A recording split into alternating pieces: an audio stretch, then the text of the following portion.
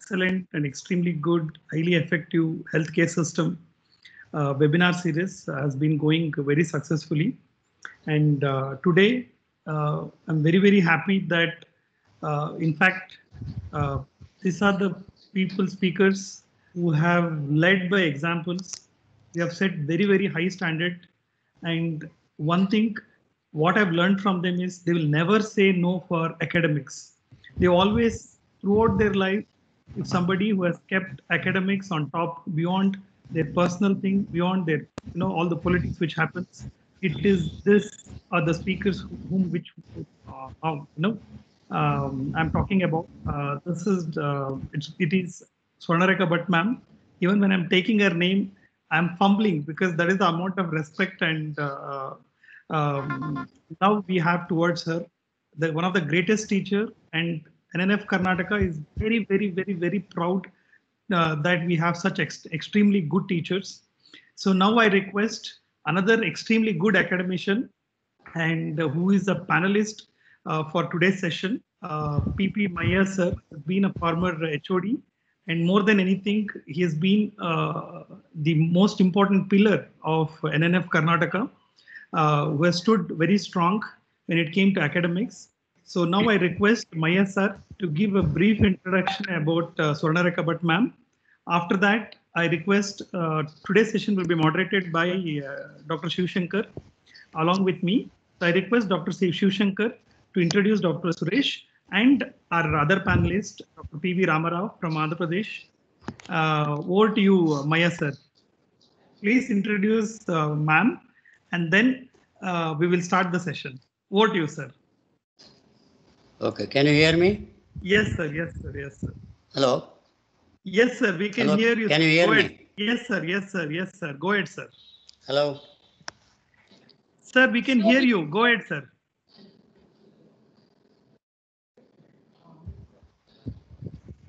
Sir, we can hear you. We are also able to see you. Okay, can I start now? Yes, sir. Yeah, I think Dr. Swarnareka Bhatt does not require any real introduction, as already told. Only thing is my association with her for last 3 decades makes me to say something little different. Dr. Swarnareka Bhatt and myself, we started neonatology career almost in Bangalore together in 1980s.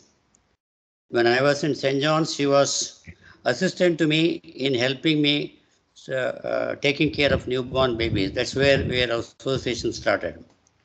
What I found out was she is very meticulous lady. She has problems sometimes with some people because she is too meticulous. And if we ask for about 100 marks, she is expecting 200 marks. That is her expectation. I always used to tell her during the examinations, don't expect 100 marks. You try to help the candidate, but she is so meticulous and sees that she gets out the best out of the students. Next is academics. Academics, what I know her of is she is highly academic. She doesn't do practice like us, and she is highly dedicated. And we have done many workshops and then lectures here and there throughout the Karnataka. She was the only one who was helping me throughout. We did together. I think, as Dr. Prashant Gowda said, she never said no to me for any of the programs what we planned. And she's a good teacher. And as I could see from her talks earlier, she puts a lot of effort to make the best out of it. That is in short about Dr. Swarnareka Bhatt.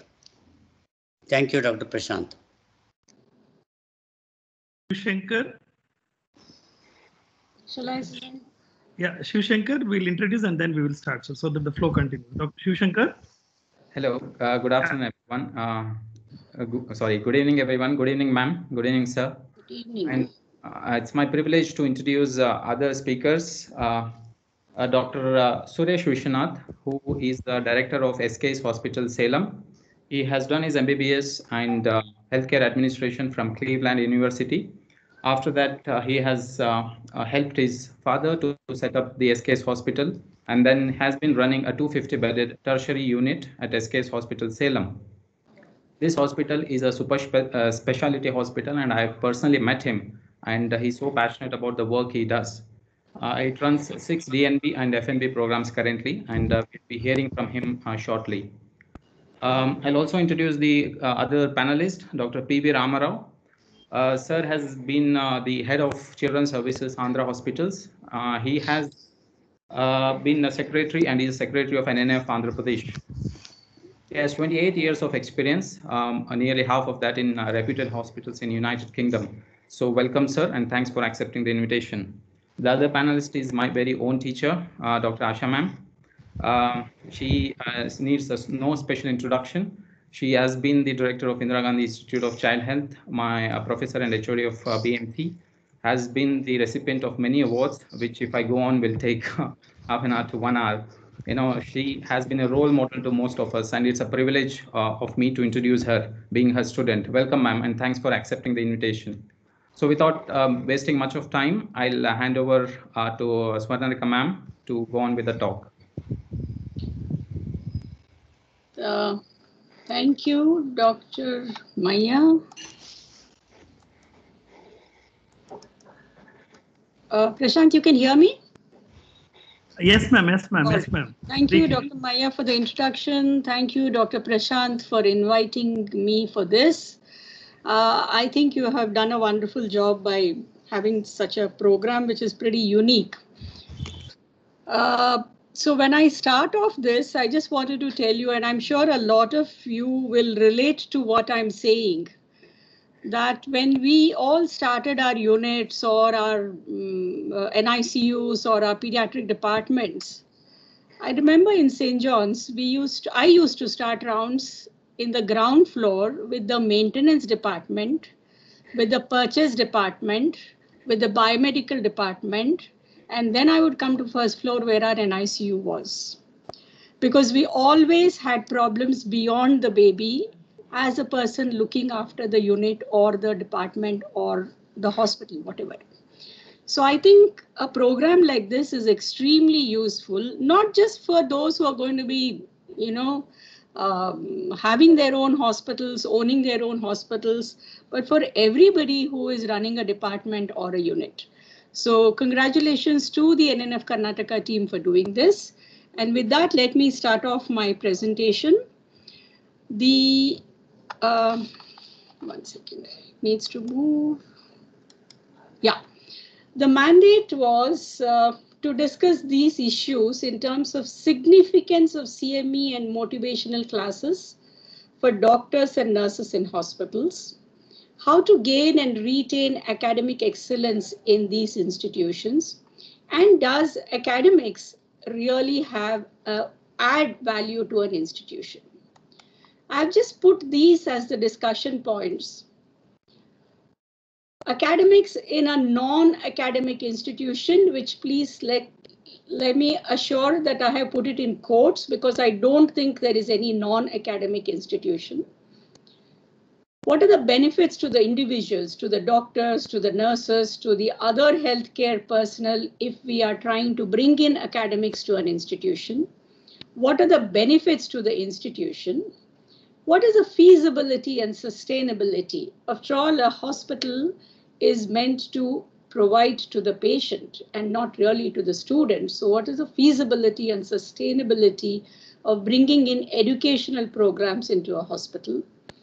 Should it progress to starting training programs? And I think there's enough been discussed about that, the fellowship programs, and today the DNB program. And I want to touch upon, other than academics, what else can we do in a situation like this, that is professional development and auditing. I think this particular slide will tell why it is necessary for all of us to do some teaching or training. William Osler, I'm sure, is all your favorites. See your slides, ma'am. Sorry? We're not able to see your slides. Have you started sharing, ma'am? Yeah, I thought it's being shared. You're not able to see the slides. We can see. Kindly refresh, sir. Refresh your page. We can see. Go ahead. We can see. I think there must be a problem on your side. Thank you. All right. So I think all of us know that graduation is not the end, it is just the beginning. And it's also obvious that when you know better, you do better. So it is important for us to continue to learn as we progress in our careers. So let me talk about this so-called non-academic institution that I talked about. The only difference is that in a non-academic institution, there is no formal training program or formal research programs. There are no students admitted to any course. It does not mean that there is no teaching learning going on. Every day, every minute, every second, in any hospital, in any institution, we are learning and we are teaching. These institutions primarily have a responsibility to their patients and to their employees, as compared to the so-called academic institutions, where formal training programs are conducted, research is being done, students are there who will be certified at the end of the course, and these institutions have a responsibility not only to their patients and employees, but also to their students. So basically what I'm trying to emphasize is that there is no non-academic institution. It's just a question of whether we are having a formal training program or not a formal training program. However, the question which is asked probably most often when we say let's have academics in our institution or in our department or in our unit, why should I take on the extra responsibility of conducting training programs? I have enough and more on my hands. I have to run an OPD, I have to run an intensive care unit. Why do I need to take on the extra responsibility? What is there in it for me? How will it benefit me? How will it benefit my institution? Will it bring more patients? And the usual thing, we conduct so many training programs and the nurses and the doctors leave. So for this, I have a very simple answer for the last question. The only thing worse than training employees and losing them is to not train them and keep them. So I think that answers the question why we need to continue to train even though our nurses and our doctors keep leaving. What is a benefit to us? I think it's summed up in these 3 slides. Teaching is a great way to keep learning. And I think that is the most important thing, that we keep teaching, we keep learning. But let me go into the specifics. Does it benefit individuals? Does it benefit patients? Yes, it does. Continuing education helps in improving patient outcomes. Healthcare personnel are able to provide better care. Healthcare personnel can refine skills and therefore improve overall patient care. Does it benefit the healthcare personnel? Yes, it does. They gain knowledge and stay up to date with the latest developments. It helps in their professional growth and can be a means to advancing their career status, helps in personal growth, learn effective team management skills, learn leadership skills, and so on and so on. So therefore, it definitely does benefit the individual. Now, how does it give value to an institution? Nurses and doctors are more knowledgeable and skilled, therefore their performance will be better. They would be practicing state-of-art, up-to-date practice. Patient outcomes are better. Improvement in soft skills, especially when we conduct communication programs and counseling sessions. So there's less problems with patients and their families. And this to me is a very important statement. Students are our conscience keepers. You tend to practice more correctly when you have somebody junior with you who will look up to you and say, oh, this person is going to do the right thing. I have always said that in our OPDs, undergraduate students used to come. And a lot of faculty would be upset saying that I can't see my patients well if these students are there. And this is the answer that I would give them, saying that if you have students, you will not do anything wrong. On-rounds discussion empowers both faculty and students, and institution becomes known as a care provider and, of course, a training center. So after having said that there are benefits of conducting training programs in an institution, let's see what is this continuing education is, because obviously whoever has come have finished their formal training. So education that is provided for adults after they have left the formal education system is what we call continuing education. And obviously it can be in terms of knowledge, skills, communication skills, and professional development. Having said that, is there any evidence that it improves patient outcome? And I have a few slides to answer that. And how should we be evaluating these training programs? And I have some messages regarding that. I'm sure a lot of you would have looked at articles and found that, yes, it makes a difference. So this is an article which talks about a team training, improved effective learning, cognitive learning, skill-based learning, teamwork, etc. It improved patient satisfaction, reduced mortality, and reduced medication errors. So not only are we talking about the improvement in the healthcare personnel, but also in patient outcomes. This is something I'm sure all of us have been doing, but it's got a terminology now of in situ simulations, which are basically simulations which we do not do in the simulation labs or centers, but we do it in the real working environment, that is in the NICUs and in the pediatric wards, etc. So again, there is evidence that when these kind of simulations were done in pediatric units or adult units, the survival after cardiopulmonary arrest improved from 32 to 56% and so on and so forth. And when these kind of in situ simulation was done in pediatric emergencies by an emergency team, the hospital deaths came down and the MRSA infections came down. So not only does it improve the knowledge, it also improves the outcome of patients, which is what we need to be looking at. The last time Arvind mentioned about mentoring, and I think this is something extremely important, even if you can't have a formal set of training programs going on in your institution, some kind of mentoring of your junior faculty or of the nurses is extremely important. And there is enough data to say that at whatever level, be it at a primary care level, as is in this particular article, or in a tertiary care level, certainly the knowledge and the outcome improves. So this is done in PHCs, and you find that the nurses found it that they were able to provide better care. They were able to handle maternal and newborn complications better. They were able to handle the equipment and supplies management and the referral management. So at whatever level, some kind of training definitely helps. The next question I had was that how should we be evaluating these training programs? Conventionally, we do a pre-test and a post-test.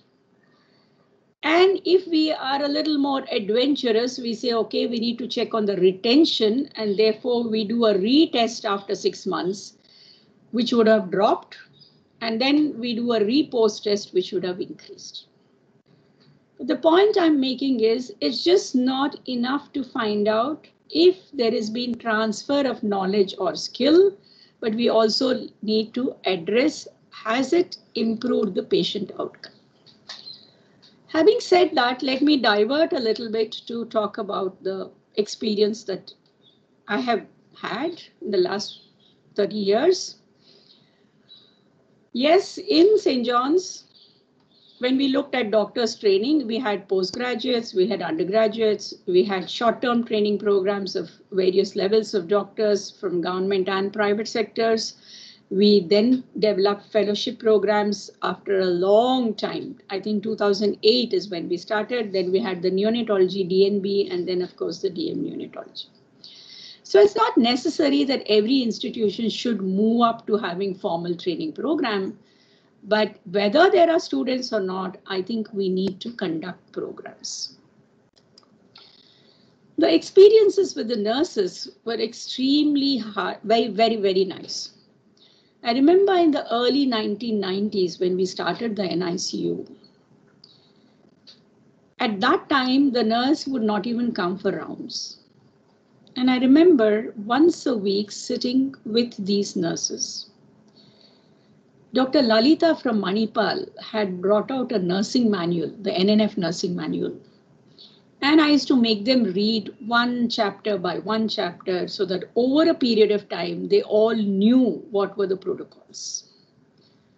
So then we started this training of newly joined nurses, that when they came, of course, it's difficult, sometimes very difficult because they keep coming and keep going. But somehow we manage that every time a new set of nurses come, we do a kind of training for them, both in skills and in knowledge, because unless they know why they need to treat hypoglycemia, they're not going to react to a GRBS of 25. Then, of course, the specific, more formal training programs for our nurses, the neonatal resuscitation, kangaroo mother care, breastfeeding, etc., etc. And then much later, in the mid-2000s, we started having these online training programs, which again was mentioned by Dr. Arvind. It involved certification and therefore it was useful. And then we had a lot of hospitals starting off NNF nursing fellowship programs. But we didn't start that, but we started involving our nurses in research. We started asking them to present papers at conferences, and we started taking them as resource persons and faculty. So we really empowered the nurses. I'm not saying it helps in retention, but it certainly makes them feel good and makes us feel good that we are taking our nurses along. Innovations which helped: drills, the same in situ simulation that I was talking about in NICU. I still remember this was even before the fellowship training program started.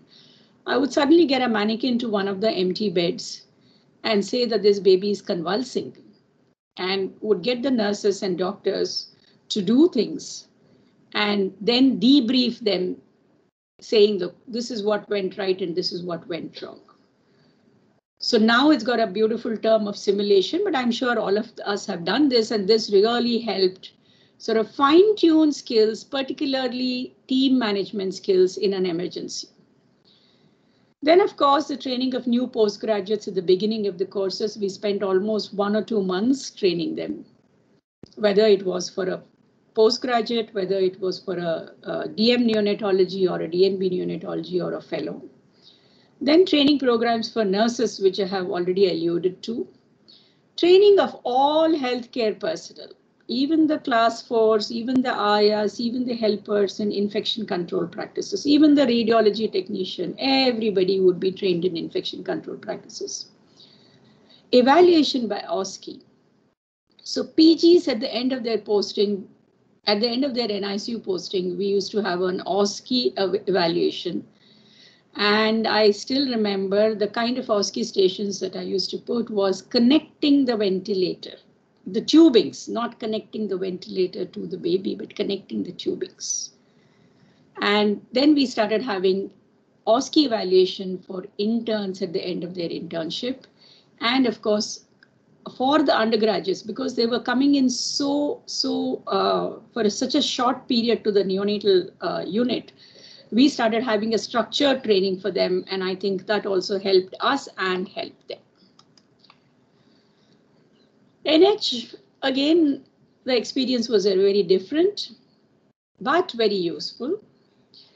The training there was sketchy and on paper when I started working there.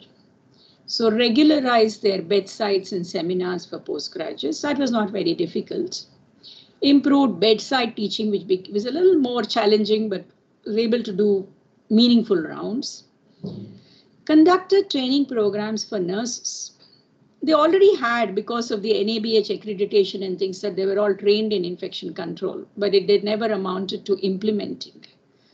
So conducted training programs for nurses on infection control, KMC, breastfeeding, and what was most satisfactory was that this actually resulted in change. All these practices were implemented thanks to those wonderful nurses, which I was able to motivate.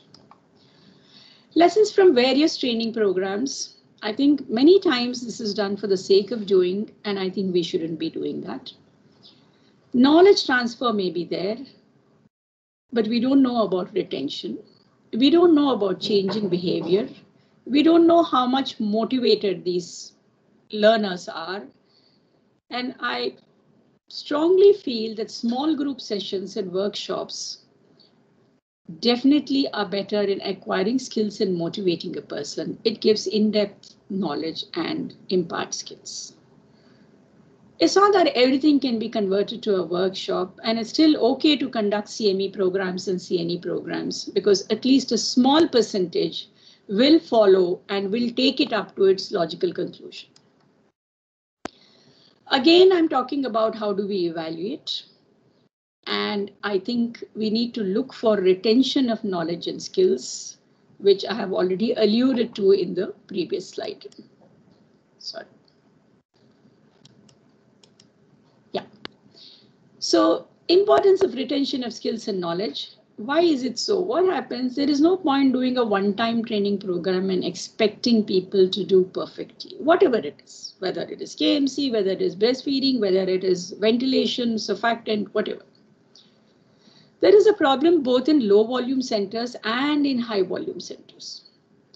In low volume centers, you have trained all your labor room staff in resuscitation, but they may be doing, for example, in a primary health center or a low volume hospital, they may be doing bag and mask ventilation once a month or once a week, and that's not adequate. So we have to do ongoing programs. Similarly, in high volume centers, there's likely to be high attrition of nurses. Could also be high attrition of doctors, because if you have your interns and postgraduates coming in and going out. And therefore, I think we need to continue to train. And we need to have, just like your PDSA cycle for quality improvement, we need to have a training, audit, assessment, feedback, retraining cycle, so that this training eventually becomes a norm and the knowledge or the protocols become a norm. And the classical example of this ongoing training or an in situ simulation is the paper by Dr. Manisha on every labor room staff would enter the labor room after having practiced bag and mask ventilation on a mannequin at the entrance of the labor room. And this is some concept I had tried to introduce in all district hospitals when I was there in the as a child health advisor. I don't know what happened subsequently to that, but this is one of the programs which I had said that we need to do to improve resuscitation skills. Now, having talked about the importance of training programs, that it is beneficial, how can we go about doing things, and whether we need to do a formal training program or not. My only message, there's been enough talked about that yesterday, the last session, and today Dr. Suresh is going to be talking about DNB programs. My only message is that if you accept to take a student, there has to be a commitment and a responsibility to the student and the program. It is unfair that we accept students and don't train them. So that's all I say, that if we want to have formal training programs, we need to take on that responsibility also. Okay, this is almost to the later part of my talk. I said I also want to touch upon two things of professional development and auditing. So far, what I've talked about is knowledge, skills, etc., pertaining to our own specialty. So what is professional development? Very simplistically put, it is what you learn after your formal education and which helps you in your career. And I'm sure Dr. Maya or Dr. Asha will agree with me that we have all learned it on the job. And I'm sure all of you are also learning on the job. But over the 30 years, I find that this passion for learning need not be uniform in everybody. And therefore, we need to conduct these programs to make sure that everybody are on par with each other. So what are the issues covered in professional development? There are umpteen things. And in fact, this particular course of how to build a hospital or a unit, I would take it as a professional developmental course. It could be on medical legal issues, health records, electronic health records, counseling and communication skills, managerial skills, leadership skills, quality initiatives, anything beyond what is conventionally taught in neonatology, in pediatrics, in medicine, or whatever. So how do we go about doing these training programs in the so-called non-academic institutions, or better way to put it as where there are no formal students? So I think we need to look at general topics for all faculty and nurses. Let's say I'm running a hospital. I would like all my faculty and all my nurses and all my healthcare personnel to know about infection control practices and to know about cardiopulmonary resuscitation. I want my nurses and my students and my faculty to know specific to their subjects, NRP, PALS, IMNCI, whatever. And then I want my faculty and my senior residents or the junior faculty to update themselves and upgrade themselves by attending or by conducting CMEs and specialties. And I would like them to improve their skills, example, again, counseling and communication skills or whatever. It could be surfactant administration, it could be managing a 500-gram baby, it could be anything. But this is the way to start off. General, what do you want everybody to know?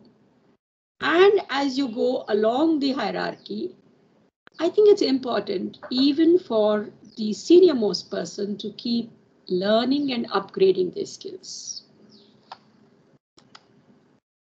My motto has always been think big, start small. I know a lot of people will say think big, think big, think big, think big, and start big. But I find that starting small helps because you need to move up gradually. So you could start off with in-unit training, inside the department training, within the institution by in-house faculty, within institution by guest speakers and experts. This is something I have always noticed, and a lot of you will agree, that when we talk to our own colleagues, the value is not as much as when an outsider comes and talks. So I'm just saying, how do we move up our training programs? So you need to invite guest speakers, you need to have, and then you need to organize training programs, conduct workshops, etc. But whatever it is, in your annual calendar, when you're presenting your annual report, your financial report, your whatever, also say, this is my agenda for the training, teaching, learning program for the next couple of months, years, 6 months, whatever. So have a schedule and adhere to the schedule. It sounds very good that we can do this, we can have a beautiful calendar, we can get it inaugurated, blah, blah, blah, etc. But how is it possible to sustain these training programs where the focus is on patient care? It is a challenge. So we need continued support and motivation by the management. We need to have a dedicated person for academics.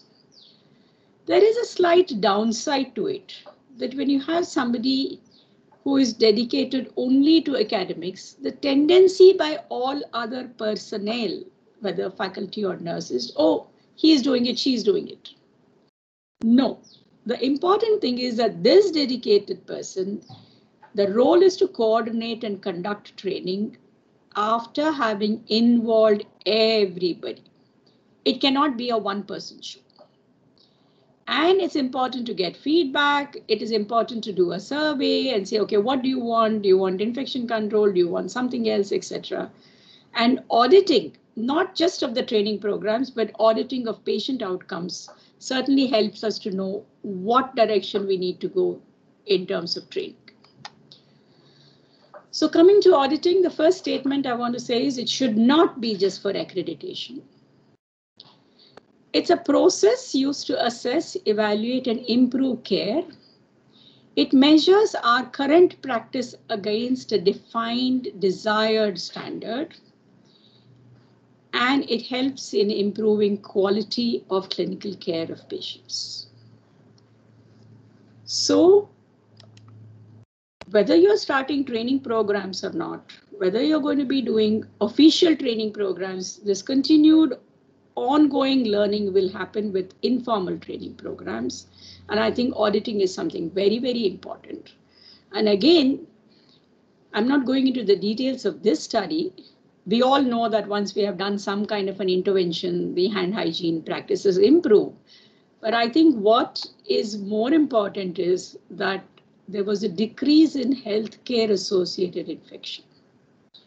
So therefore, whatever our training programs, our auditing, our practices should, the ultimate is that we need to improve patient outcome.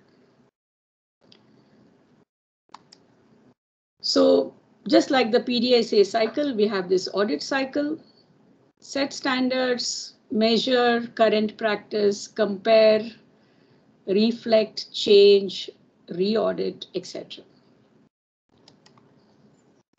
There are two other concepts or three other concepts I would like to take this opportunity, Prashant. This is not part of the mandate that I have been given about the usefulness of motivational talks and conducting CME programs or CNE programs. But I thought these are a little futuristic concepts which we need to start looking at. A lot of you who are listening are leaders or will be future leaders. The current concept of patient care is disease-centered. I'm just taking an example of a high-risk neonate. You could take an example of a diabetic or whatever. So a high-risk neonate has to visit multiple people, a neonatologist, a developmental pediatrician, a neurologist, ophthalmologist, etc., etc. But when we talk about a patient-centered practice, we run a high-risk follow-up clinic where all these specialists are available at the same time. And what is important is that this is different from primary care. It is not basic care that is being given, but it's advanced care that is being given. I'm not saying that everything you can have. I'm not saying you should have a fever. Of course, fever clinic is the most important thing in the COVID times, but there are certain things that we can convert it into integrated practice units where you're looking at the patient as a whole and not just bits and pieces of the patient. The second concept, which I thought is important to introduce, is changing goals. Our current concept, suppose I'm running a hospital or I'm running a department and I'm answerable to the management. I'm looking at patient numbers, I'm looking at the procedure numbers, and I'm looking at the money, financial profit. But I think it is important that we must shift the focus from volume and profitability of services provided to the patient outcomes achieved.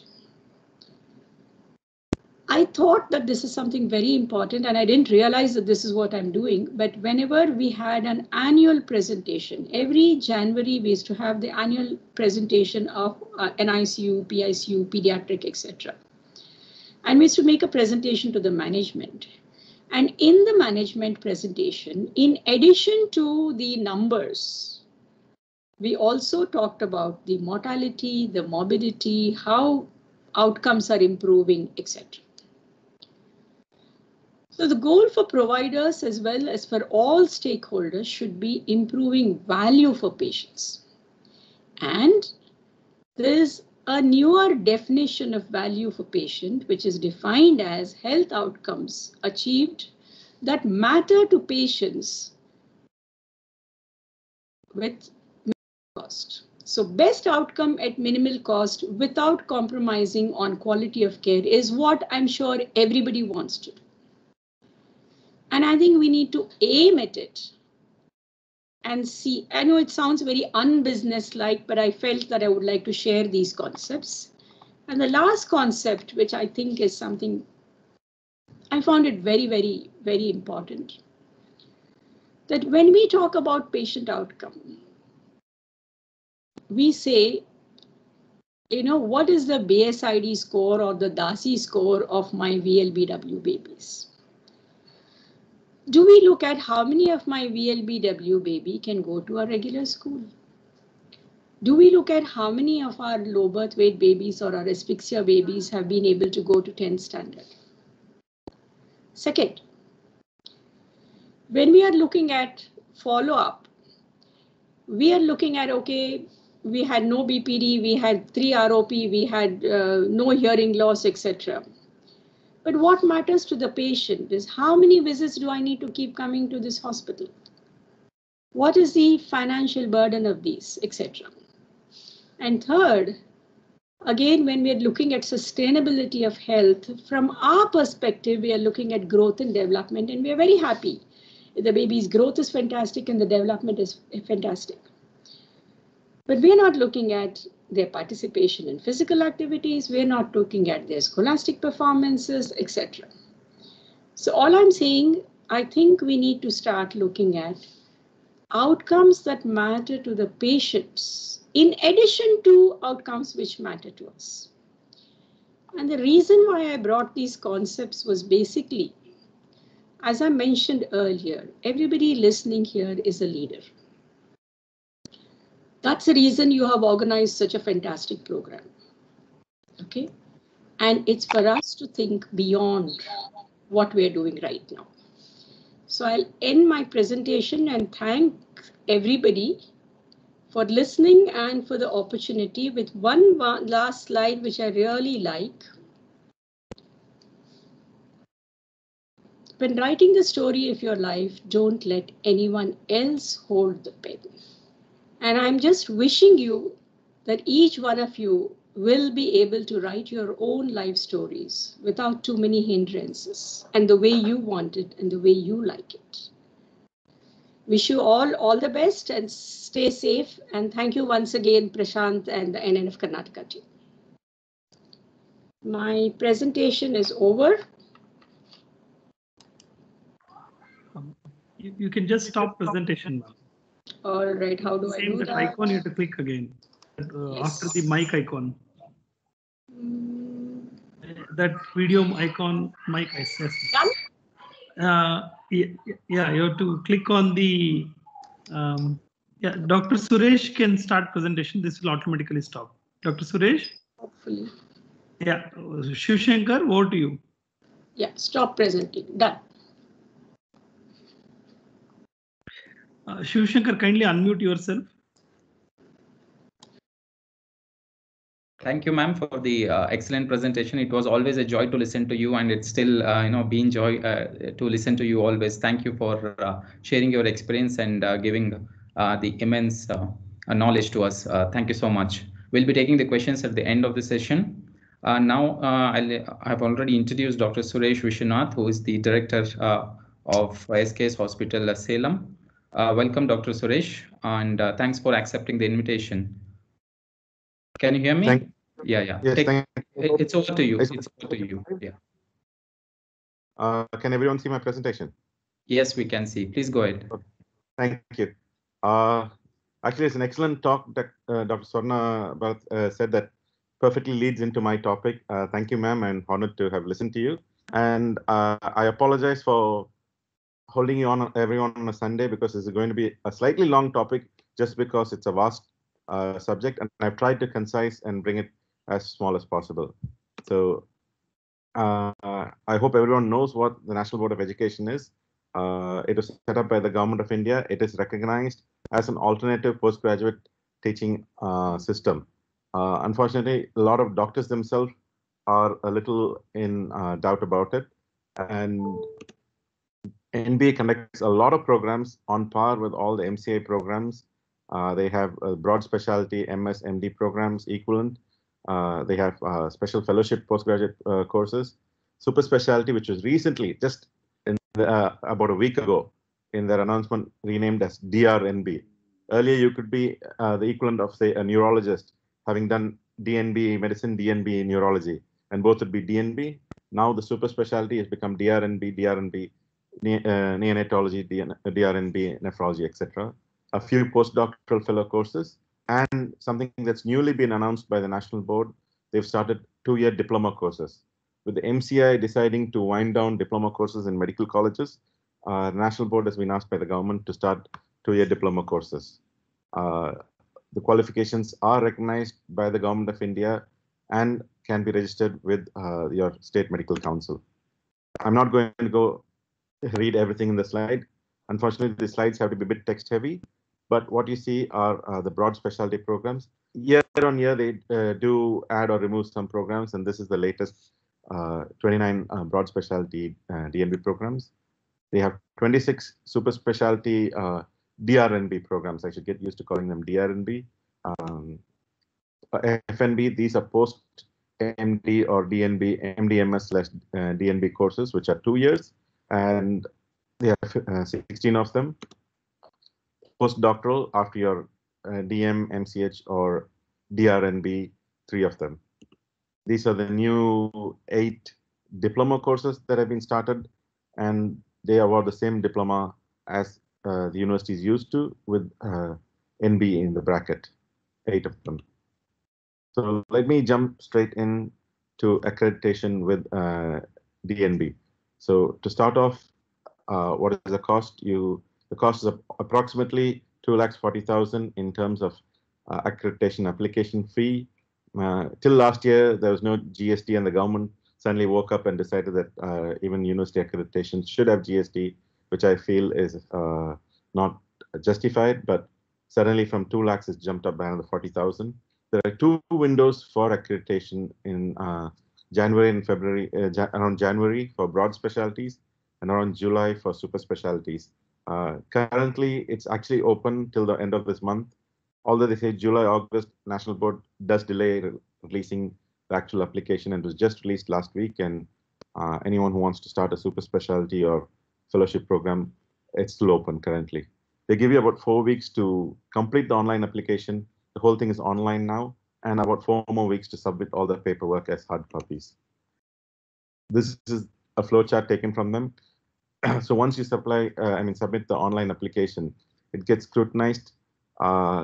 National Board has become much better dealing with nowadays, and if there are any issues that they have queries, it's sent back to the hospital to give clarification, and then there's an assessment by an assessor who comes, verifies all the paperwork, visits the department, the hospital, etc. It is submitted to the National Board and finally approved by the governing board. So the final outcome takes about a year from the time you apply. So if you want to start programs in 2021, you should have applied 1 year in advance.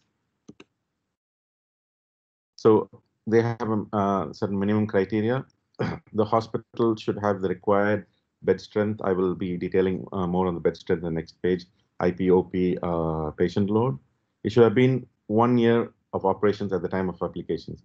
So that's 2 years by the time you actually start a program. And on mandatory licensing like a Clinical Establishment Act, fire safety, etc. should be there. Earlier, National Board had a requirement that hospital could only be 200 beds before you could start a National Board program. About 2 years ago, they've relaxed it a bit. So if you have a hospital that's about 200 beds, there's no restriction on the number of courses you can start, provided you have the required infrastructure in each department. Now, hospitals less than 200 beds, 150 to 200 beds, can start 3 programs. Less than 150 beds, 100 to 150, so they can start 1 program.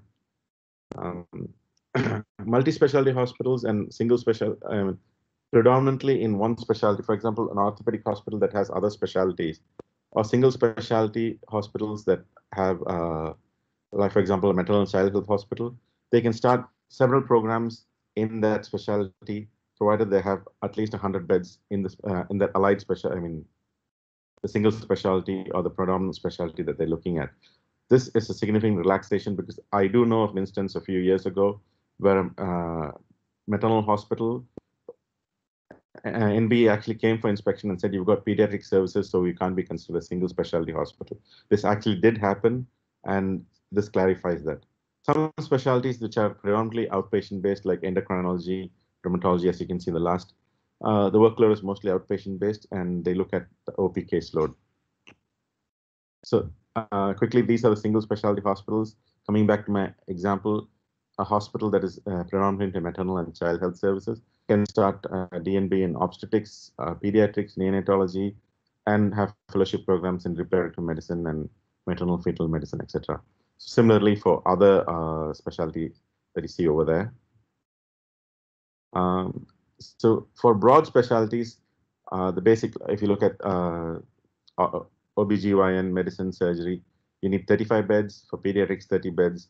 The others that you see there, like orthopedics, radiotherapy, etc., it's 25 beds.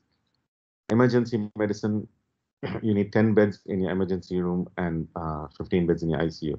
For all other departments, it depends on the caseload. And they specify something as general beds. It says 35% of those beds should be general beds. Now, clarification is, for a long time, a lot of people, including me, used to think that the general beds meant general ward patients. And NB also used to add to the confusion, saying that these are beds that are being run at cost. Earlier, it used to be free, then they said at cost. Now they've clarified, saying that 35% of the beds should be earmarked, saying that your postgraduate trainees are allowed to treat patients in that bed. That's all. It's very simple. So if you've got 50 beds and you say, I'm dedicating 20 beds where postgraduate students are allowed to be participating in the treatment of those patients, then that's fine. It could be 100%, wherein you say postgraduates are involved in all the beds. Coming to super specialty, specialties like neonatology, critical care are 10 beds. I'm not going to read through the whole thing, but just to give you an idea, the application that National Board has available on their website gives more detail on all these. Fellowship programs are considered subspecialty. So, for example, spine surgery is a subspecialty of orthopedics, and the requirement is based on orthopedics. If I recollect correctly, orthopedics was 25 beds. So as long as you have 25 beds and you have faculty for spine medicine or spine surgery or sports medicine, you can start a FNB program. Coming to the faculty. This is an area that National Board has significantly relaxed over the years. Earlier, the faculty requirement used to be 1 senior consultant, 2 juniors, and 2 residents. Now, all that they ask is that we have 2 faculty, one of whom should be a senior consultant. The other one can be either a senior or junior consultant. I will, on the next slide, will explain what they mean by a senior or junior consultant. The qualification should be recognized by the Indian Medical Council Act. More on that. And earlier, there used to be a requirement for a postgraduate teacher that someone who was previously having experience teaching postgraduates could only be qualified as a postgraduate teacher. A few years ago, this has been a significant relaxation, which allows almost every hospital to start a postgraduate program, because now anyone who's a senior consultant is considered a postgraduate teacher, as long as they give an undertaking saying that they're willing to teach postgraduate students. Coming to the last point, research. This is something very important. They have mandated that the faculty, between the 2 of the faculty that we're showing, they should have at least 5 research activities to their credit. And this research could be publications, it could be case reports, and even presentations and poster presents in conferences. This is also quite significantly relaxed, because earlier they used to specify it had to be an index journal publication, but even presentations in conferences are now being accepted. So for broad specialties, it's simple. Consultant is someone who's got 8 years of institutional experience. A junior consultant is 5 years. Now, when it comes to super specialties, if you've got a DM or MCH or DNB, then 5 years makes you a senior consultant and 2 years makes you a junior consultant. But in some specialties where they use, for example, if there are no super specialties, but you've got someone who's qualified as a broad specialty and has got experience, exclusive experience in that area, then they may consider if you have provided 8 years experience. For example, critical care medicine. If you've got someone who's qualified as DM critical care or DNB, 5 years and 2 years is enough. But if someone who's MD anesthesia or general medicine, and you want to show them as faculty for critical care, they should have 8 years and 5 years respectively to be accepted as faculty. Some courses like family medicine and emergency medicine have unique criteria. It varies. Now, this is one of those ambiguities that they have. Earlier, they used to say that you need to have 2 senior residents who are basically fresh graduates within less than 5 years of experience.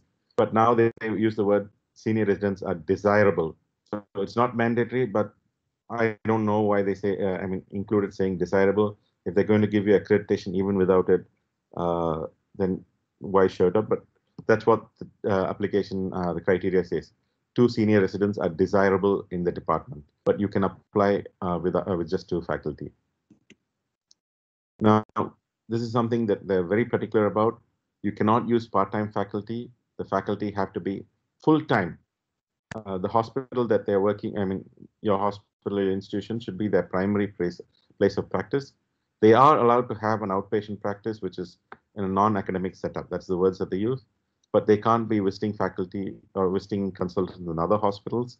Earlier, they used to verify using Form 16 to show proof that you're actually paying them a monthly salary and that they're part of your institution. But now of late, they've started insisting on Form 26. For those who are not aware of this, these are forms generated by the Income Tax Department. Form 16 shows your TDS, the TDS that you pay to that particular doctor. And Form 26 is generated by the consultant's auditor. And it shows all their sources of income. So if they've been working in 2 hospitals, that comes up on Form 26.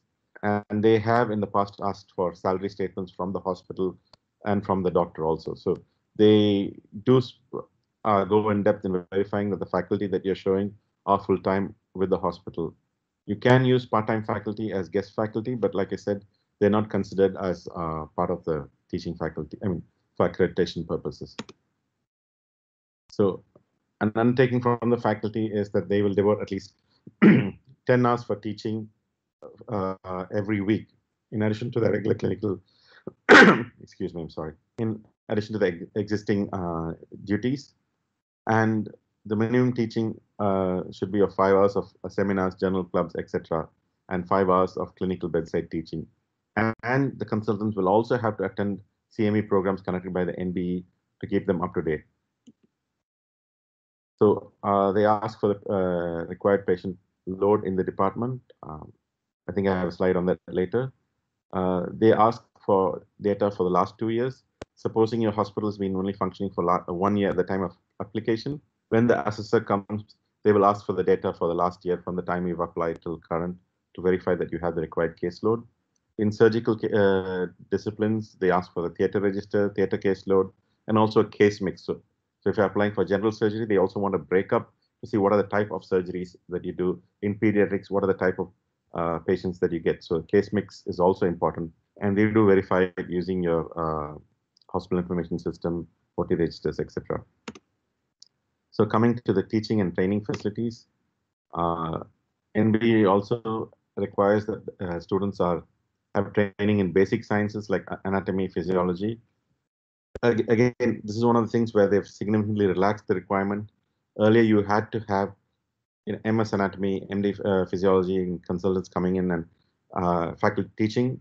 And it was always difficult because most of them work in a medical college and you had to get an NOC from the medical college for them to come and teach here. And NBU is asking for the NOC. Now you can have an in-house team of physicians, orthopedic surgeons, and your lab microbiologist and biochemist teach the students. So this makes things much more easier. If you can't, the other alternative is you can have a specialist from other hospitals visit basic sciences, or you can tie up with an institution if they're willing to give a tie-up and show that our students are going to get trained at their institution for basic sciences. An institutional ethics committee is mandatory, so it takes time to formulate one and get it registered. So you need to have accredited institutional ethics committee, which once it's not just forming the committee, like I said, but it has to be registered with the government and approved. If you do not have an in-house ethics committee, you can tie up with a neighboring institution which has an ethics committee, and that's also accepted. And you can tie up, like I said, for an institutional ethics committee, but you also need a scientific research committee, which is part of the hospital, and it's fairly straightforward. You can have one. You just need to formulate it and then submit it as part of your application. So the IEC and SRC vet and evaluate the thesis proposal of the DNB trainees. And word about thesis, National Board puts a lot of importance on the thesis. So right at the time of admission, the students have to decide with their guide on what the thesis is going to be, submit it for National Board approval, then get it cleared by the SRC, and then finally by the IEC. Coming to library facilities, each course, National Board does give a list of recommended journals. You have to have 4 journals, of which 2 should be international journals. So they recommend 2 Indian and 2 international journals. And they do accept electronic journals, so online versions are fine. And again, subscription of these journals have to be in the name of the hospital, not in the name of the consultant, not in the name of the head of the institution, and in the name of the hospital. And this can be quite expensive. Typically, if you do go to the international websites for subscription for any of the journals, for example, British Journal of Anesthesia or Oxford Journal of Medicine, they have an individual subscription and an institutional subscription. And while an individual subscription may be $500, etc., an institutional subscription can be as expensive as 10 times as $5,000. So, but they ask for receipts showing that it's the name of the institution. They give a list of textbooks and reference books that have to be purchased. Again, they ask for proof in terms of the bills from your bookseller showing that these were bought in the name of the hospital. And all this is verified by the assessor when they come. Trainees, this is fixed by the National Board, and this is how much you can charge from them. So in the first year, for each year, the academic fee is 75,000, library fee is 15,000, and annual appraisal fee is 15,000, and your accommodation, if you're providing accommodation, is 20,000. So it comes to 1,25,000 annually per student. They're very particular that you do not charge anything more than that. No capitation, no bond. Anything in excess of this, any charging in excess of this, can result in you being basically kicked out by the National Board. Stipend. This is another point that National Board keeps bugging us and asking us to give yearly undertaking saying that we are paying the stipend. So the stipend is fixed by the National Board, as you see over here. It ranges from about 35 to 43,000 depending on the specialty and the year. But there's a caveat saying that either this or whatever is paid by the state government for government students in the government hospitals, government medical colleges, whichever is higher. So, for example, I'm in Tamil Nadu, and the Tamil Nadu government stipend for postgraduate students is higher than this, and I have to match what they are paying. Students have something called a grievance redressal committee because there have been complaints from students that they're not getting adequate training, or that whatever issues that they were having were being sent directly to the National Board. Now this is like an intermediary step where they can represent to the board, sorry, to the committee, and the committee has a chance to rectify it. And even if it's escalated to the National Board, it comes back to the committee and they have a chance to fix it. So there are various advantages to running a National Board program. One is you have a dedicated set of residents. As anyone who's running, a hospital or works in a hospital knows, junior doctors often, they finish their MBBS, they're more interested in getting into a postgraduate program than really learning. So working as a duty doctor or duty medical officer is just a stepping stone, and half the time they, with their books. Whereas when you've got a postgraduate resident, he's got 3 years, 2 to 3 years of dedicated time wherein he's there to learn. You also get to teach him, train him the way you want, and by the time they come to the second year, third year, they're definitely much more qualified than a duty medical officer. And they're not going to take time off for appearing for entrance exams, etc., because very strict leave policies. So that's predominantly one of the biggest advantages. And in today's COVID scenario, frankly, our postgraduate students who are helping us manage the huge caseload of COVID patients. Teaching keeps you current, like shamelessly stealing from the previous talk. When you teach, you learn twice. That was a very nice slide by ma'am. And yes, teaching definitely keeps you current, keeps you up to date, and the students keep you on your toes. There's definitely a prestige as a postgraduate teaching academic center. Get peer recognition, chance for international collaborations when you go abroad, even as conferences or faculty. When you're a teacher, there's a definite level of respect given to you. And for institutions, it's a marketing opportunity saying, we are a postgraduate training institute. If you notice, we also mentioned that in our hospital, we say we are a postgraduate medical institute. So people recognize you as being a step beyond other hospitals. There is a definite cost to running an MBA course. Like I said, the application fee, which I mentioned earlier, about 2,40,000. That's once in 5 years. Yes, it used to be once in 3 years, and now they made it 5 years. So that's a little help. Subscriptions, like I said, have to be in the institution's name, so that can be quite expensive. If you're subscribing to online resources like Elsevier's Clinical Key, Walters, Culver's Up to Date, again, an institutional subscription runs into double digits in lakhs. You need a dedicated administrative and library staff to take care of the program. You need space for library, skill lab, classrooms for them, administrative office, and even accommodation. And even if you're renting accommodation outside, you're going to be paying much more than what the students are paying you as the accommodation fee. Like I said, 20,000 per year definitely does not cover the cost of accommodation. And if you're using external faculty for basic sciences, you have to pay them also. The responsibilities, as you definitely have responsibilities as an NB institute. First of all, you have to do right by a student.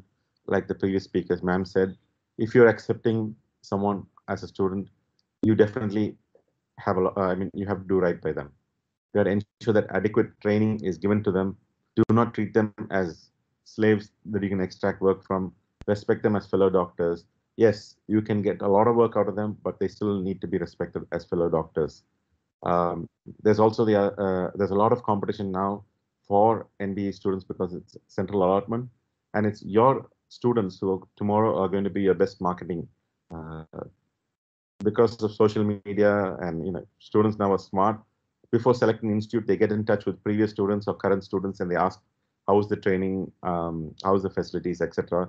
So they are going to be your number one promoters if you do right by them. NB requires that you have the students maintain a logbook that's up to date. It's their proof of training. There's an annual formative assessment test by NB. Sometimes they ask you to conduct it also. The thesis, it should be of publication quality. The research thesis should be of original research, and ideally get your students to publish it in an index journal along with their thesis. And do involve your postgraduates in conferences, poster presentations. It's part of the training program and will improve the quality of the program. Now, some issues of running an NBU program, like I said, definitely additional cost, and sometimes can be difficult to justify it to the board or the finance committee. It opens up your books for inspection because the assessor is going to look at your financials, your consultant's financials, and you have to be open. A lot of hospitals have double accounts, and it's going to be difficult for them because then they can't show their actual accounts. So you have to be above board. There is a lot of paperwork involved in running this program. NBE can be very bureaucratic. It used to be much worse earlier, and definitely they've improved a lot, but there's still a lot of way to go to. There's no way you can just pick up a phone and ask someone at the national board. All communication has to be by email, and sometimes the email questions can be difficult to understand. I've had issues where they repeatedly ask for the same thing, although we've submitted it, and it's difficult to see what it is that they're exactly asking for, because our interpretation and their expectation might be different sometimes. If there's any change in faculty, if someone leaves as a faculty, you need to replace them immediately unless you've got extra faculty. And one of the disadvantages is, although the faculty are teachers and they're teaching on par with your medical college, they're not granted recognition as a professor, and that irks a lot of people because we are running quality programs and they don't get the peer recognition. Now, the Medical Council and NBE have been at loggerheads for quite some time. NBE degrees are not, well, they're not degrees, but NBE qualifications are not immediately accepted by MCI for teaching. And this, in spite of being repeated government orders and court rulings, they still insist that NBE postgraduates have to do a year of senior residency before they can be accepted as an assistant professor. NBE faculty are not invited as external examiners to MCI programs, postgraduate exams, and often even when you see government job advertisements and vacancy listings, they don't mention DNB as an acceptable qualification. There are some alternatives to NBE. A lot of state health universities have fellowship and postdoctoral programs. I know Rajiv Gandhi in Bangalore, Karnataka, and NJR Medical University in Tamil Nadu has several fellowship programs run, which you can get accredited to, and it's much easier compared to NBE. A lot of the national associations like NNF, IAP, and SEMI conduct fellowship programs, and these programs are actually quite valued in the Gulf, I believe. And there are some international programs, just to give some examples, like Texas American University, and which conducts postgraduate programs, although I think there have been some issues with the MCI currently, but they've been there in the past. And then institutes like Jefferson, who conduct an ultrasound training program. So what are the improvements? Having said all this, a lot of people still don't understand that DNB qualifications on par with university qualifications, and most people think it's just a diploma, and it's undervalued. Ideally, the government has come up with the next for MBBS and exit exam. Why do we have two different streams of postgraduate qualification? NB could become a common exit license exam, irrespective of whether you study in an NB institution or a medical college institution. And although the government recognizes qualifications from English-speaking countries, postgraduate qualifications, FRCS, MRCP, etc., NB, even in the criteria, they say MCI recognized MD, MS, DNB, or equivalent, and they say equivalent is recognized by MCI. I personally have had issues, and I know others have had issues when you try to give faculty who are MRCP qualified and have the adequate experience. NB keeps throwing objections.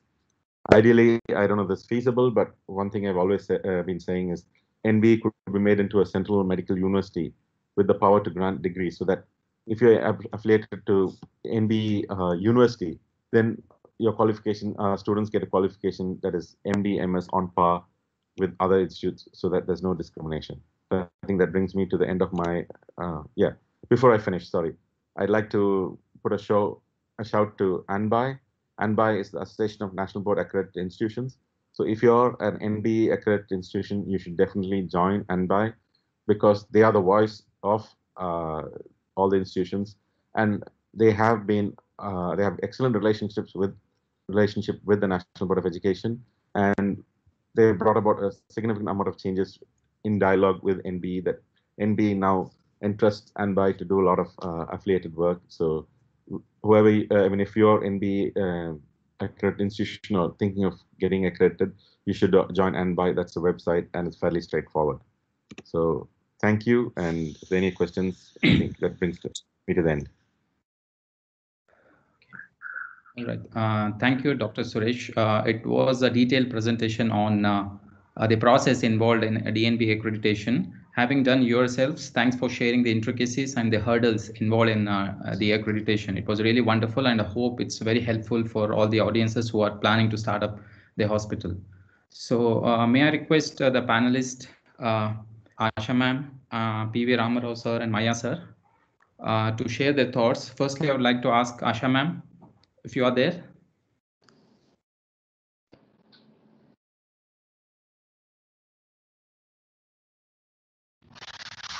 So thank you very much. It was hello, can you hear me? Yes, ma'am. Yes, ma'am. Go ahead. Sir, Dr. Ramarao, it was an excellent session, and you brought out all the intricacies of the DNB accreditation and the new nomenclature. Recently, there's an association on the Facebook, DNB Doctors Association, and they were wondering about this new nomenclature, and they would be very excited. They asked me to send a screenshot, and I immediately sent, and there's a lot of response. So before I go on to whatever things I have to say, just 2-3 minutes.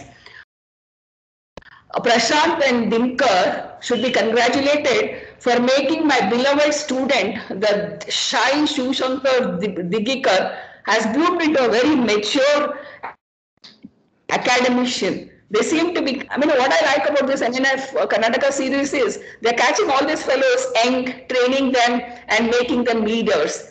And you know what, Shivshankar, just before he left to UK, he came to Indira Gandhi, sought my blessings and went. I've been watching a lot of Mahabharata and Hara Hara Madeva to get over the gloom of COVID, and they say my samskara and samskruti. So I'm very, very proud of Shivshankar. And nowadays, what is happening? The wonderful relationship I have with my students. The only investment I have made is in my students. But I'm sorry to say, between the teacher and the student, we have got all this Google things coming up, PDFs coming up, and there is a lot of hyperskilia. And I have the experience of being a DNP teacher in 2 institutions post-retirement. One was a district hospital. I want to desperately work in a district hospital and a government institution, and I went there and it was pathetic.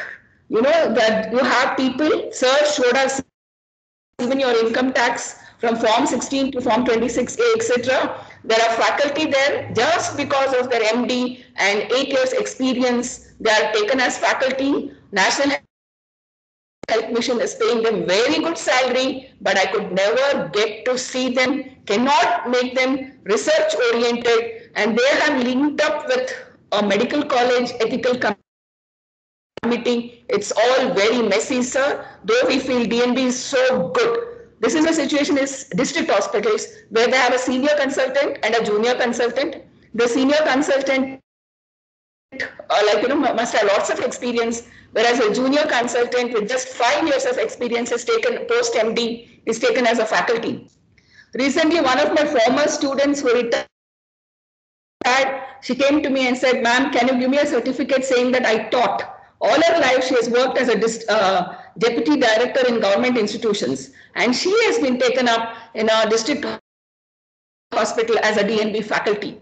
You know, they don't even know. When I said the new Nelson has come, she said, is it so? So government-run district hospitals, DNB, though on paper, sir did mention it is very good, but unfortunately, it's very pathetic. There's high volume of patients, absolutely no training, faculty don't know anything about ethics and research. And as far as the corporate hospital is concerned, Dr. Maya and myself were teaching there, and Dr. Maya would leave and I would enter. He would say, I'm fed up of this laptop teaching. Just like your clinical skills, clinical sense and prognosis apps, you know, we were just putting up case scenarios and teaching them. They have no exposure to the kind of patients. The last week when I told you what National Health Education Policy with specific reference to medical education is looking at. We want doctors to run our primary and secondary healthcare institutions, but the corporate DNB trained people do not know what is IMNCI, FIMNCI. Dr. Rekha was talking about, she gave a lot of emphasis to KMC, etc. Unfortunately, no such thing is happening. There's a lot of teacher ethics and teacher deficiency. Okay. So these are a few of my points, and I must congratulate again Prashant and team for a sustained, sustained excellent program, excellent faculty of good quality right from the day of lockdown. This is one thing which I'm very happy about the lockdown and the COVID pandemic, while the rest of it is very gloomy and pathetic. Thank you so much for giving this opportunity. Shivshankar, way to go. I'm very, very proud of you. Thank you, ma'am. Thank you so much. Thank you for sharing your thoughts as well. Can I request P.V. Ramarao, sir, to share his thoughts on the first topic of CPD, continuing professional development and its importance, and with a couple of questions to you as well, sir. So could you please share your thoughts on that? Yeah. First of all, thanks to Dr. Dinesh and Dr. Prashant for giving me this opportunity as a panelist. I think it was excellent talk and a very informative talk. Dr. Swarnareka Madam's talk. As we discussed, the academics are very, very important. I'll just give you an example, ma'am, very quickly. I worked in the UK for so many years, and after that, I settled here. When you go for the consultant interviews in UK, after finishing your training in UK, that's an CCT, Certificate of Completion of Training. That is 8 years training in the UK. I think you might be knowing that. When you apply or when you attend the consultant interview, so what they would concentrate is they would concentrate on the non-clinical things, because they would assume that once you're being shortlisted for the job, consultant job, that means your knowledge and your skills are kind of up to date. You got everything. Clinical part is sorted. You got those things. So they want to ask you about the clinical, clinical questions, ma'am. They will ask you about the academics part. That is non-clinical things in academics. About your teaching, about your training, about your leadership skills, about your admin skills, about your managerial skills, about your communication skills, about your audit research, etc., etc. No, they would concentrate on those things. If you are really, really good with those other non-clinical things, then only you would get the consultant job, man. You won't just get the job because you were trained in so much, kind of central institute. You have gotten so many years of experience. No, they won't give you the job. Unless you have other skills, other non-clinical things, which you have discussed, elaborately. It was really, really very well done, man. The other thing is about the UK exams. I'll very quickly tell about that. MSc exams. MSc UK exam for the past 10 years. In that, the important one, so the in ASCII, there are 10 ASCII stations. In that, 2 of the ASCII stations are communication skills. So that means that the communication skills are so important. So, our education system is good. I'm not commenting or criticizing our education system in India, but I think there are some changes to be made in the education system, because their approach and their way of dealing things, and they would also give importance to others, other non-clinical things which you have mentioned. Very quickly about other things, one is, what I feel is rather than having talks in CMEs, in webinar meetings, it's better to have more of case-based discussions, because nowadays, most of our practicing pediatricians or postgraduates, they would be interested in case-based discussions rather than in kind of giving lectures. So I think I would definitely suggest to all of our teachers and all of our consultants, you've already been doing it, but I think it's more of case-based discussions and more of master classes, and those things would be really, really useful to the practicing pediatricians and also postgraduates. And the other thing is the motivational class for doctors and nurses in hospital. That's really, really good, man. You've discussed everything. That's really, really useful. In that, the important things to add on is the thing is how to inspire your juniors, how to inspire your staff, and how to empower others, and then how to strategically influence others, your staff, your juniors, your staff, your colleagues. That's very, very important. And finally, in that, integrity is very important, man. If you all have integrity, and of course, we will be definitely be a successful doctor.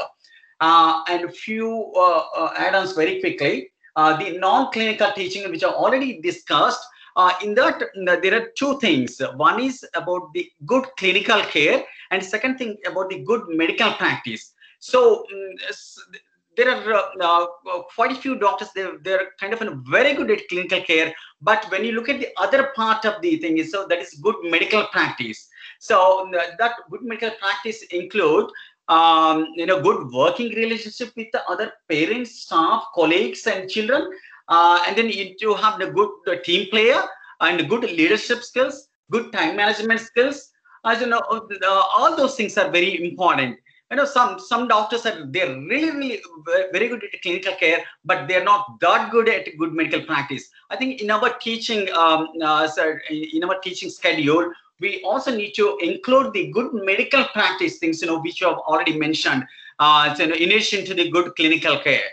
And finally, I would like to end my discussion with supporting professional activities. As Dr. Suresh mentioned that every faculty, every consultant, every teaching hospital or MBA accredited institution consultant should spend at least 8 to 10 hours on teaching juniors, teaching staff nurses and teaching other junior colleagues.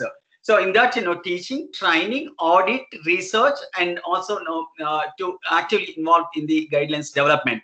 Because I'll just give you an example.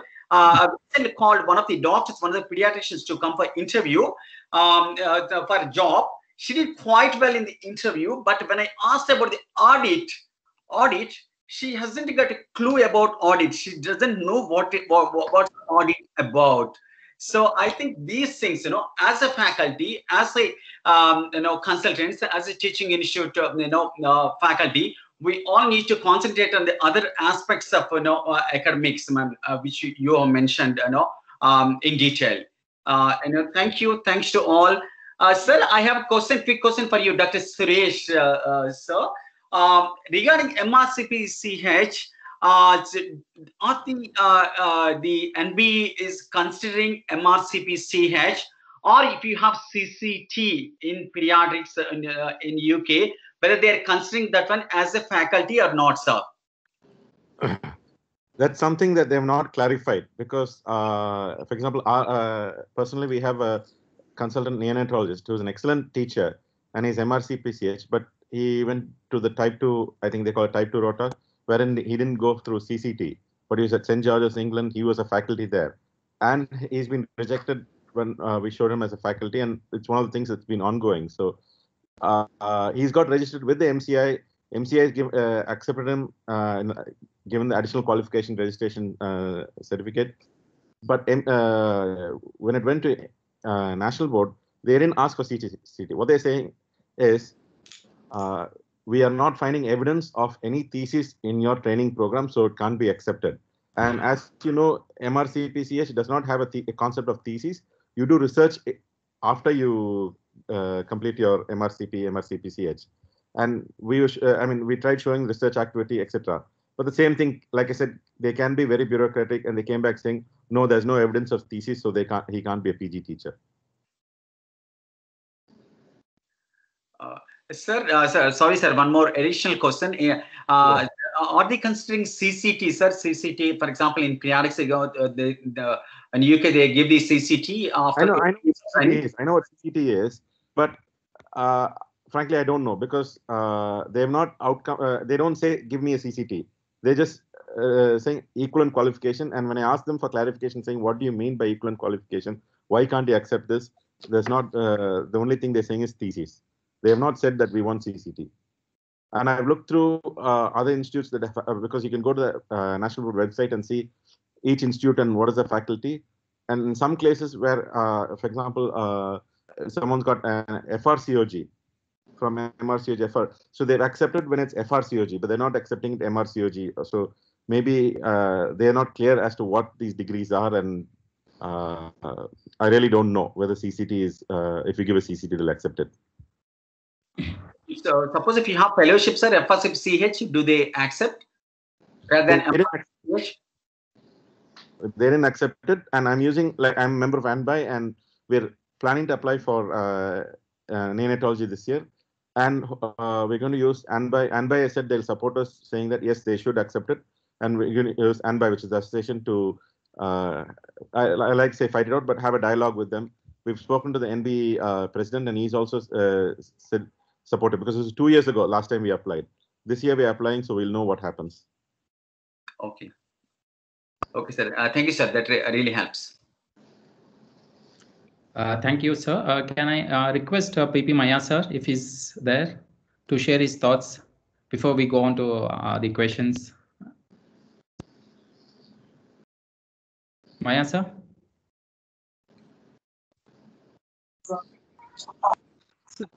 Kindly unmute and speak, sir.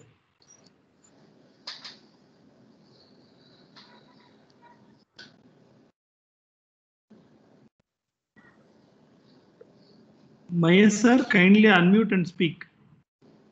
Okay. Can you hear now? Yes, sir. Yes. Hello? Okay. Anyhow, thank you, Dr. Prashant, for including me in this webinar series.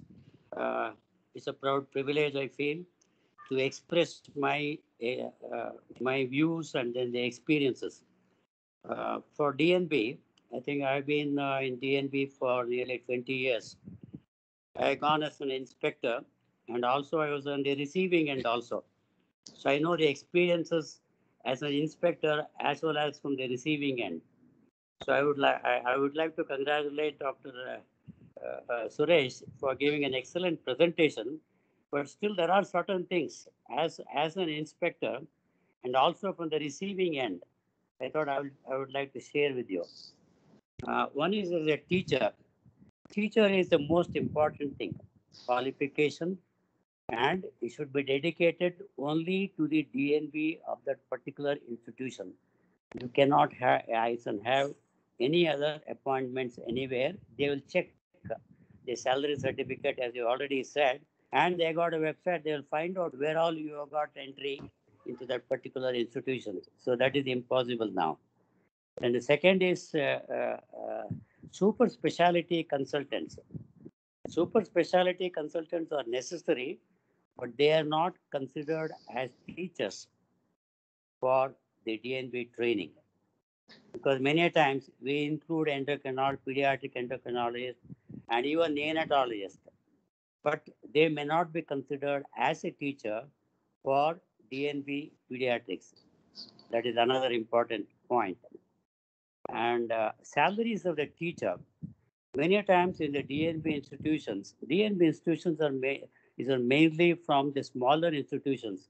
Example, 100 beds or 200 beds, where there are multiple the specialties, wherein you have got teachers, only they come as consultants and go out.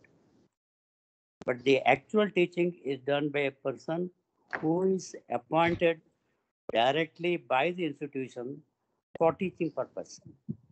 For this, they expect more salary, DNB. But unfortunately, they are paid little less. When the inspector comes to know that your salary, the first thing he will ask you in private is that all the salary you are taking home. This again puts the institution into trouble. This is another point. Then the maximum age, I don't know how it is now. I'm still continuing to be a DNB teacher in Sagar Hospital. I don't know when I'm going to be out of it. This is another point. Second, the basic sciences. Yes, earlier they used to give a lot of importance to the basic sciences. You have to send the students to these particular designated places. And if you don't have, and it's a drawback, and you'll have a lot of queries. But now they relaxed a bit, and these basic sciences can be taught even by the regular teachers also. And the BEX is always a problem. This is about the teachers. Second is the patient load. This is where most of the institutions get into trouble. The smaller hospital like that, what I said, they may not have enough patient load for teaching. As you already said, 30 beds designated only for teaching and training of the DNB students, which is a problem in majority of the corporate hospitals. Private room patients are not considered for the training beds. So this is another place wherein the institution gets into trouble. Before they call for inspection, they should see that everything is in place. And split beds, I would like to ask Dr. Suresh, So if you have this one 30 beds, if you don't have in one particular hospital, you have another this franchise or whatever it is in some other place. Can you include those beds also, which I am not very sure. Next important thing is the library. He has already emphasized very well, but majority of the places, they get into trouble by the inspector for the library facilities. One is the foreign journals, 2 foreign journals is a must.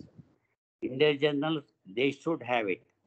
And they should have enough place to run the library, and we should have a place, I mean, it should be shown to this particular inspector that students are borrowing the books and returning the books.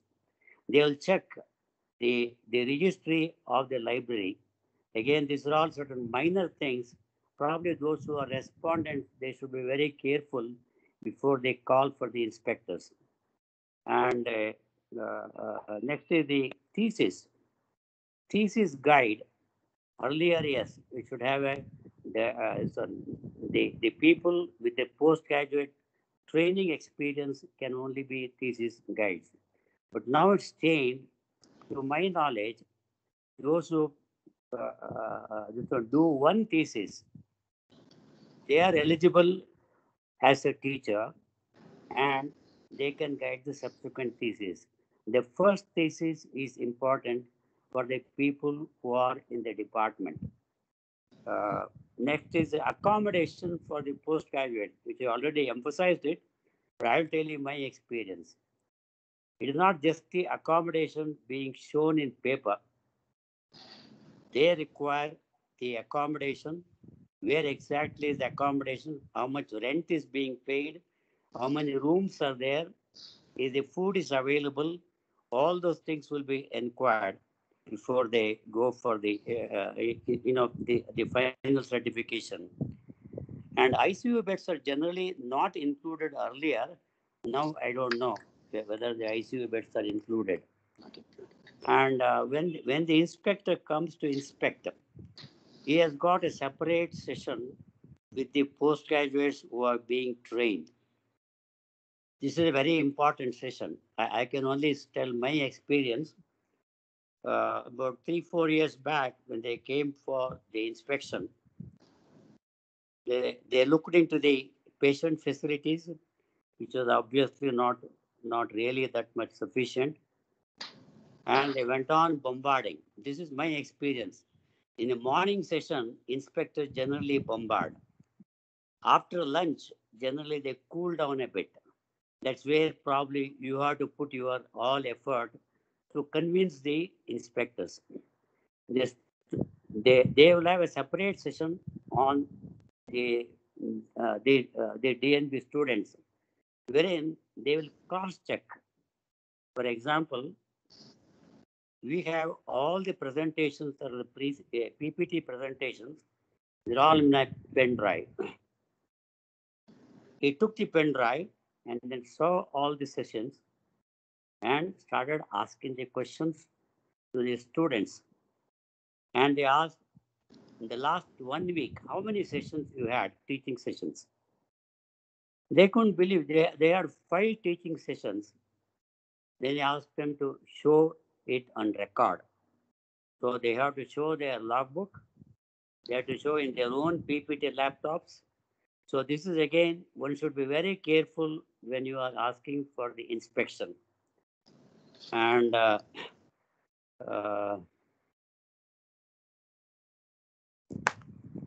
yeah, these are some of my observations for DNB accreditation. Yes, the most important is the record system. Many people are very crazy about the record, the inspectors. The first thing they go is for record system. They'll try to find out the international classification system is there not, how they code these patients and the diagnosis, and how many outpatients, how many inpatients in the last 1 or 2 years. They really cross-check it, so one cannot fool it. It's very important again.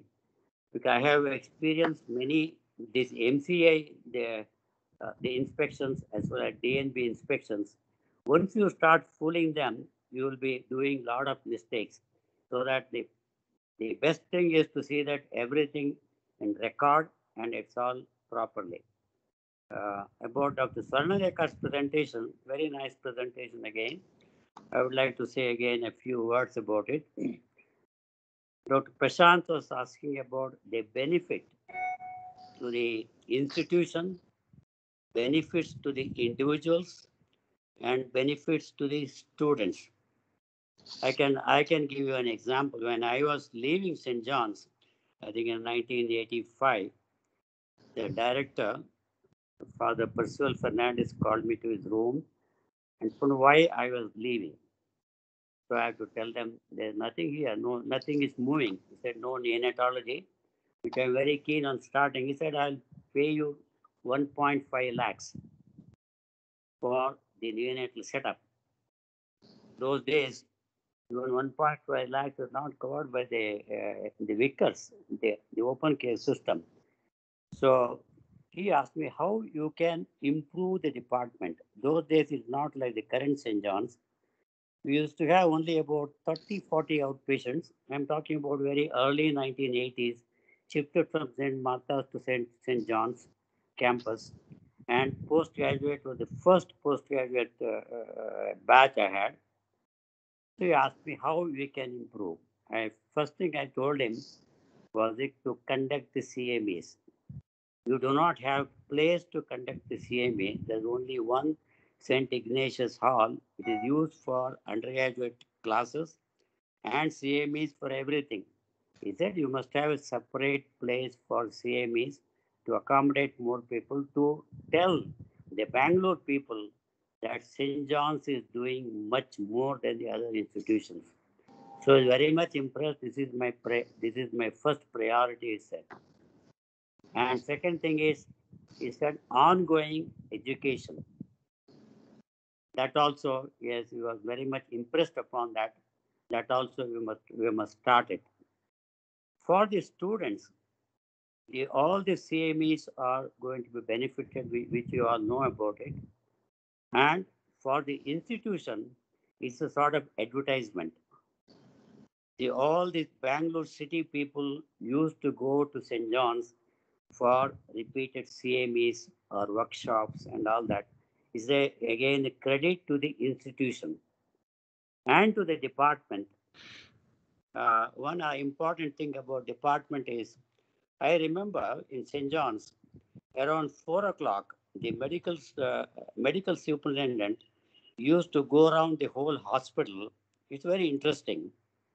Dr. Sarnaleka may not be knowing that. He used to check which are all the doctors have run away from the institution before 4 o'clock. So this is the cross-checking going on. So what we did was, all the teaching session kept it in the afternoon. Went on till 4 o'clock, so that nobody can leave the department before 4 o'clock. So it's a bond for the teachers also to stay longer in the institution, what they are paid for.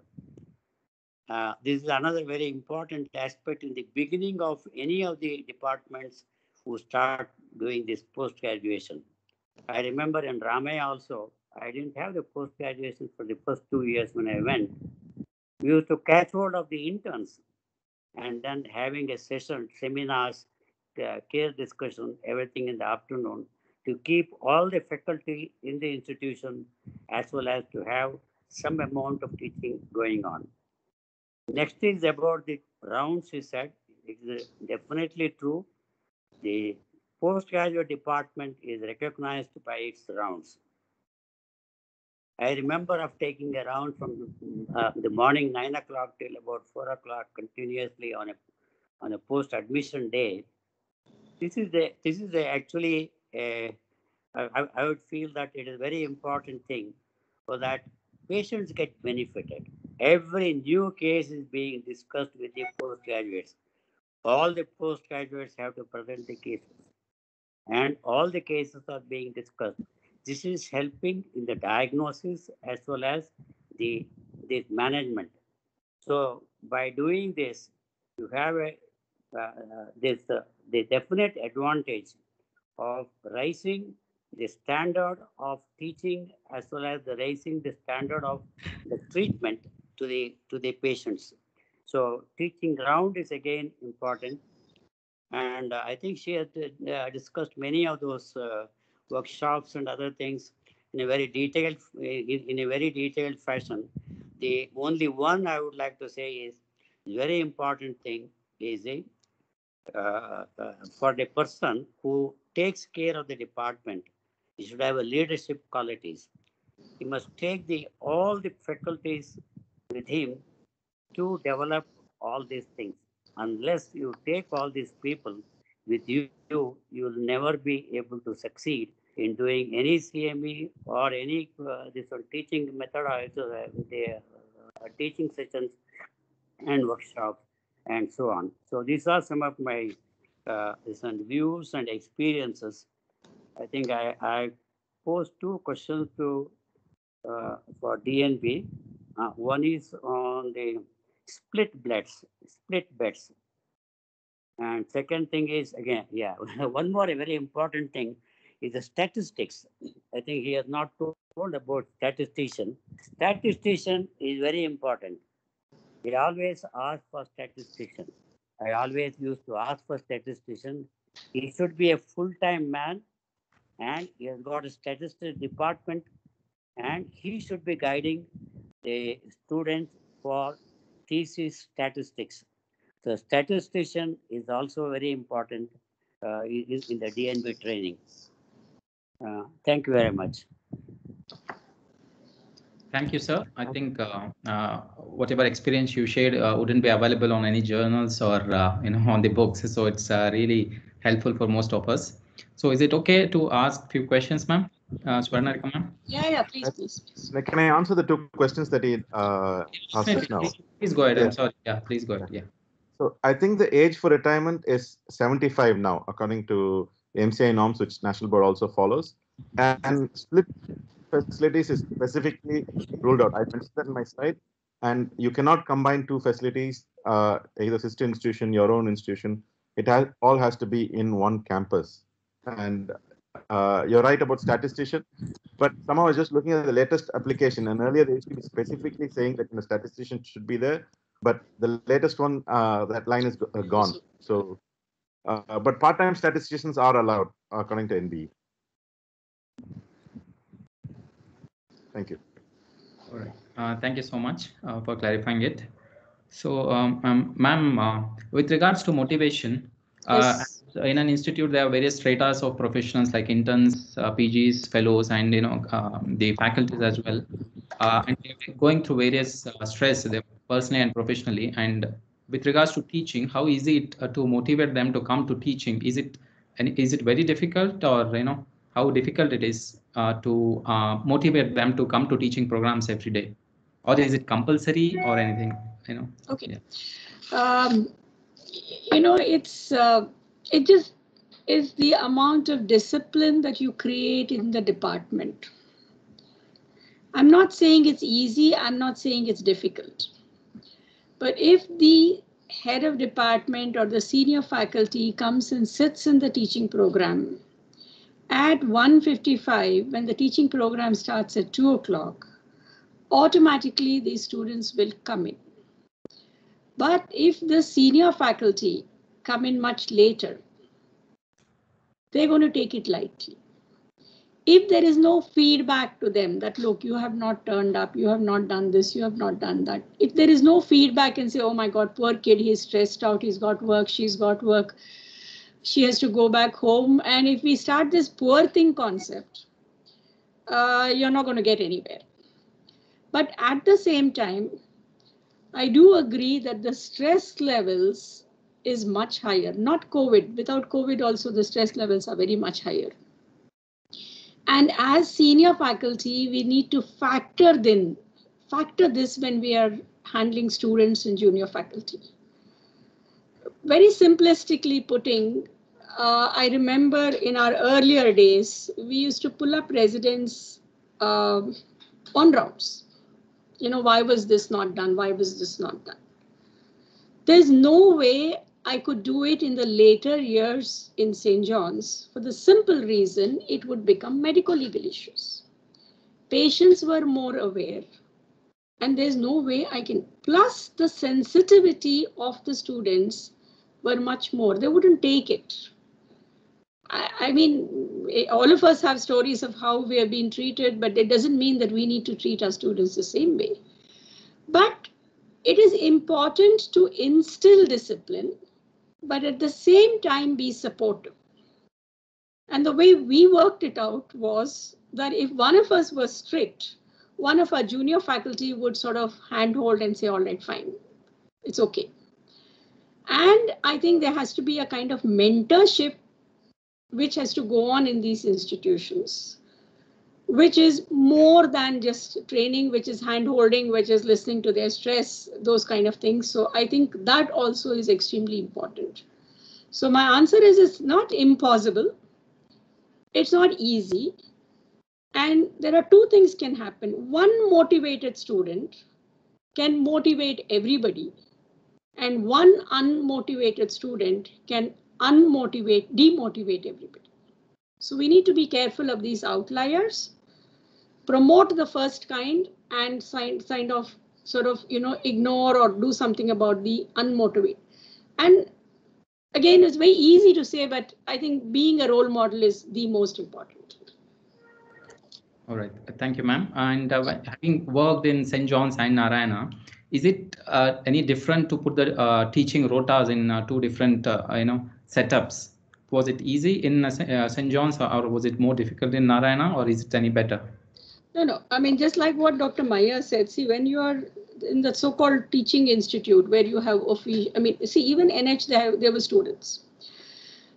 There were DNB students. There were fellowship students. But the culture in a medical college is a little different, because it's understood that these training programs go and there is a certain priority as a culture to these students. So like Sir said, always teaching programs would be in the afternoon. Some of us would have it early morning, 8 to 9 or whatever it is. And there was a hierarchy of people who were looking after patients, so patient care never suffered. Whereas in a corporate hospital, the issue comes that patients come to your name and not necessarily to the institution. So your primary responsibility in a corporate hospital is to the patient. Whereas in an institution, which is sort of academic, possibly, I'm not saying people don't come by name, but they come to the institution and there is over a period of time, they start coming only to that person. So your availability in a corporate hospital to the patient care is primary. So therefore, organizing teaching programs would become a problem, because in NH, the OPD would start at 8 o'clock and continue till 4 o'clock or 5 o'clock. So it has to be in that lunchtime period, and invariably people wouldn't turn up. But fortunately for me, I don't know, the postgraduates would turn up. That was good enough for me. I was okay if the students didn't turn up. The postgraduates, the faculty wouldn't turn up, and not for any reason. Two reasons. One is it was not a habit. True. And two, the presumed thing is my commitment to the patient. Because I'm sure you can always get around it and say, look, do not give me, today is my teaching day. Do not give appointments between 2 and 4. As easy as that. But then you have your HR department saying, no, sir, no, ma'am, how can you, etc., etc. So there are issues. So we need to work around it. And I'm sure we'll find solutions, and the solution is going to be different for different institutions. Sure, ma'am. Okay. Thank you. And just one final question is about the credit hours. Since MCI has introduced these credit hours as CPD credit hours that you need, and 2011, if I'm not wrong, you need to have 30 hours of credit hours in 5 years. And if two states have mandated it for registration. So do you think that is it, the CME just should go on credit hours, or it should be just an act which should go without that? All right. See, the thing is that, like I said, right, during my presentation, that we have all learned on our job. But as I see in the last 30 years, unstructured training is not that acceptable or assimilated as structured training. So things are becoming more and more complicated in terms of, unless there is a rule, nobody follows it. Okay. So to that extent, these credit hours is good. At least it gets somebody to do minimum basic stuff. But I think that is just one part of training and teaching and things like that. And I think the larger part is more important, that you continue to do it because you want to grow professionally, you want to grow personally, and those are the motivated people who will do it. The ones who are doing it for the sake of doing it are doing it for the sake of doing it, and you can't change them. So let that group be. Let's continue to do things for those, whatever percentage of people who love to learn and who love to improve. All right? Sure, ma'am. I think as a professionals, we the medical profession is ever changing, so it's our prime responsibility to be updated for improving the patient care. So the next question is to PV Ramarao, sir. Are you there, sir? Yes, I'm still here. What would you tell a person, like if he's setting up an institute which is non-teaching, how to go about starting a teaching schedule or CPDs in just to begin with, because the institute has been started today. So what all we should do to start a teaching program in that institute, which is not a formal teaching institute, to begin with? Yeah. Okay, so to begin with, first of all, you need to have teaching faculty, who are interested in teaching. That's number one. And the number two is so you need to appoint, you need to identify one of the consultant faculty who has got interest in teaching. Appoint that person, that consultant, as a teaching coordinator. And then formally you prepare the teaching schedule. So in that teaching schedule, we should include regular teaching sessions. Apart from the regular teaching session, you need to include like one audit and one journal club. So like that, you need to have a variety of teaching. Teaching scheduled topics, not just a kind of clinical based teaching. The others we should include audit, research, and the general club and guidelines development.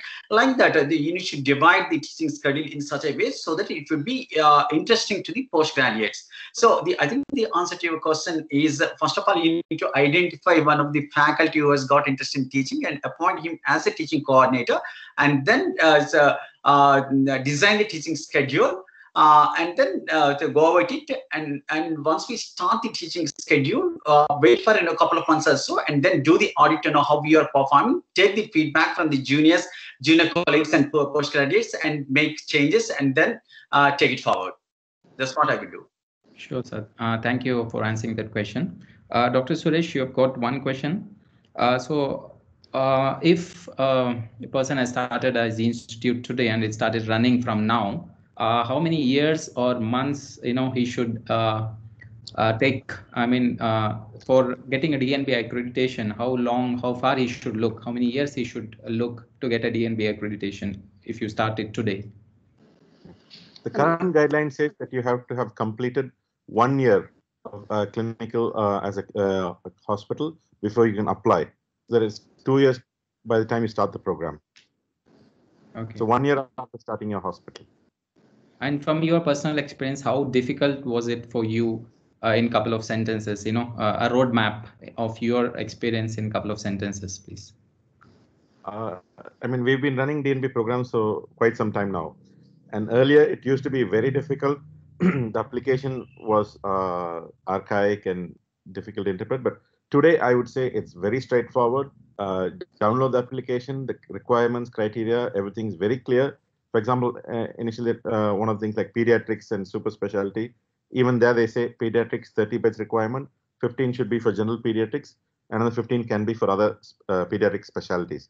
That way, the application information booklet is very clear. It's very straightforward. So I would say, as long as you have the requirement in the information booklet, it's straightforward. It's easy to do. Everyone can and should be on board. All right. Thank you so much to both of the speakers and the panelists. Any final questions from the audience? It's open for a discussion again. Final questions before we wind up the session. Just one second.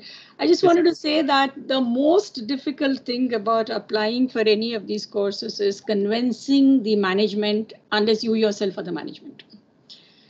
Because, you know, there is nothing for the management in it except that they have to pay stipend.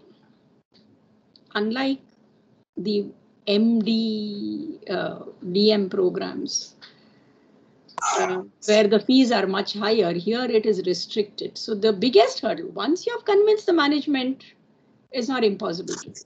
Dr. Suresh himself being a managing director, any thoughts on that? Any different thoughts on that?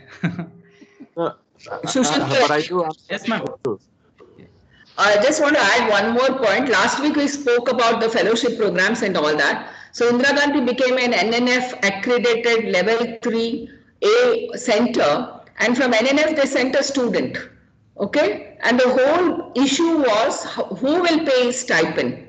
NNF does not pay the stipend, and in Indira Gandhi I did not have any provision to pay the stipend. Subsequently, I converted him into a senior resident, and from that we tried and paid the stipend. So these are some issues when you try to get your centers accredited and you try to do something in the government hospitals. Sure. That's it. Yeah.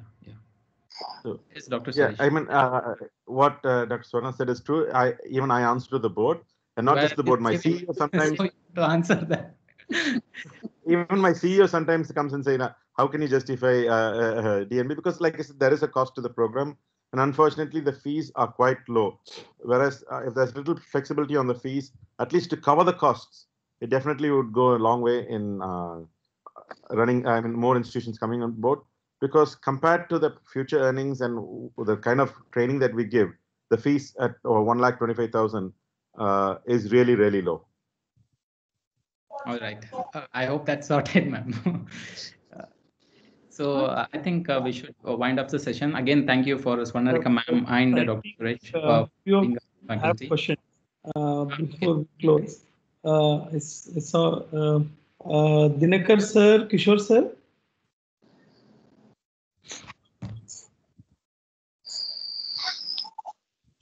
Dr. Suresh. Yeah. We can hear you, sir. Go ahead. I think so. Suresh can hear. Yeah, Suresh, you are telling us. So once your hospital is completed a year, later you should apply. Then after next year, means 2 completed years, they will come for the inspection. It's very clear in your words. No. You apply 1 year. The assessment and inspection process takes 2 years, and by the time you get your accreditation, takes 1 year. So you apply after 1 year.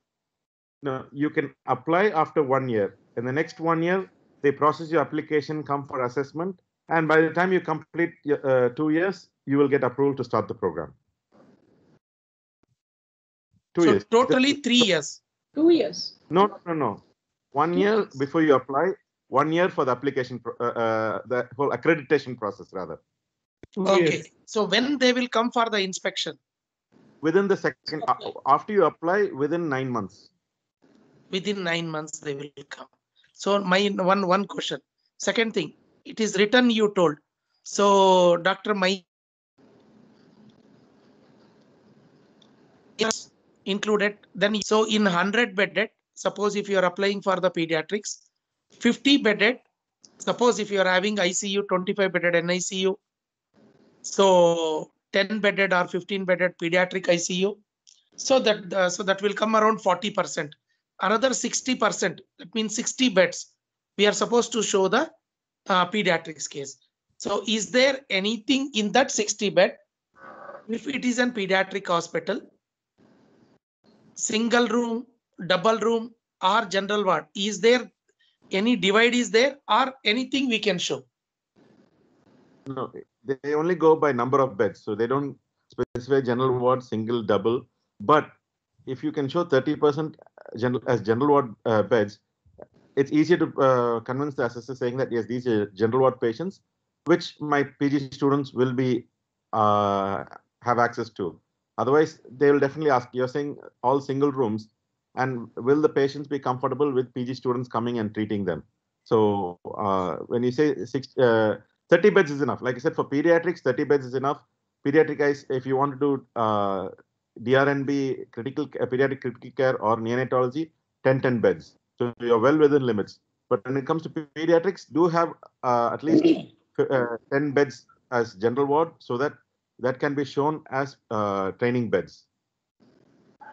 Yeah. So my next question is, Suresh, for you. Is there first we should apply for the DNB pediatrics general, later for the neonatology? Is there any criteria like that? No, you can apply for all together as long as you have the bed strength, the caseload, and faculty. Yeah. So for that 2 years, we should maintain the register. You should Means maintain how many cases and that. 1 year at the time of application. And no. Just for inspection. Initially, I am talking about, madam. Maintain the register always, boss. Documentation is very important. Documentation. Okay, I got it. My next question. Dr. Suresh, don't feel bad. You told, and Maya sir was telling, regarding the hostel facility, you told accommodation 20,000. Nowhere on this earth, even in the village, will give for 1 year accommodation 20,000. Very clear. And number one. Yeah. Number second, Maya sir was telling they will come and ask, they will come and inspect the accommodation. Accommodation means staying. Is there anything food also we should give? No. No. Food is not part of the requirement. Okay. No, because if it is DNB, if it is even diploma, even male will come, female will come, we should give them separate hostel. So that is the reason I am asking. Because males, we can take one house. If it is in the periphery, please go ahead. What we've done is, within walking distance, we've rented a couple of apartments, 2-bedroom apartments, and we've given them on sharing basis, 2-bedroom apartments, so 4 people can stay in the apartment, and we make sure that only boys or girls are in one apartment. That's all. Yeah. So sometimes there may be 1 or 2 beds that are vacant. Can I make a clarification? So food, no, because in case if they will come, who is giving food? No, is there no criteria? No. No, food is not a requirement. Okay. Only shelter. Only shelter. Only shelter, but what is more important is it should be near the institution. As I'm aware that if you are providing some kind of an accommodation, preferably it should be near the institution so that they can come. It should be within 5 kilometers of the institute. That's okay. And madam, and for Suresh, one more question. You told library should be there. Okay, books we are going.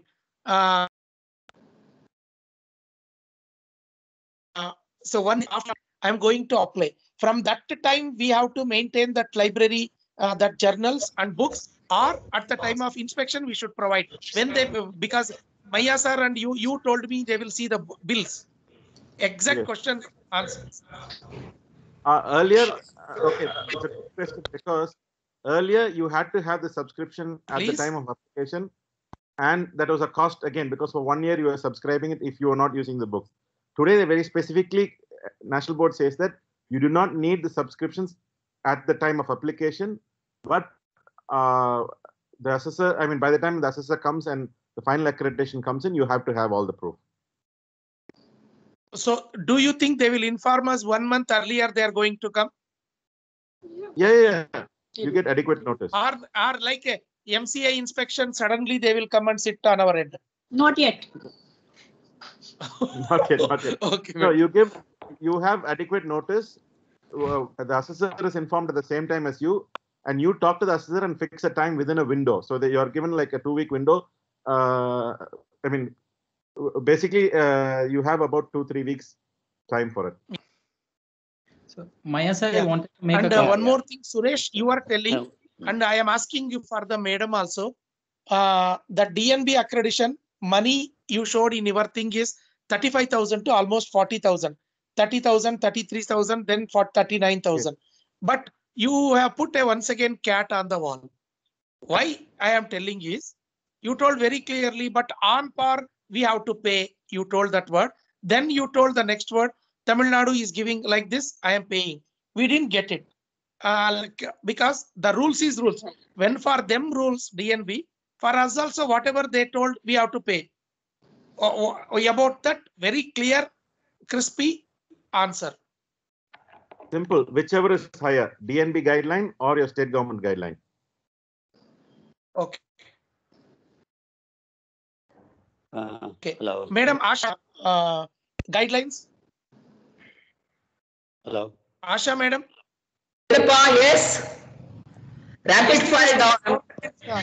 State government guidelines as to the minimum. No, same thing.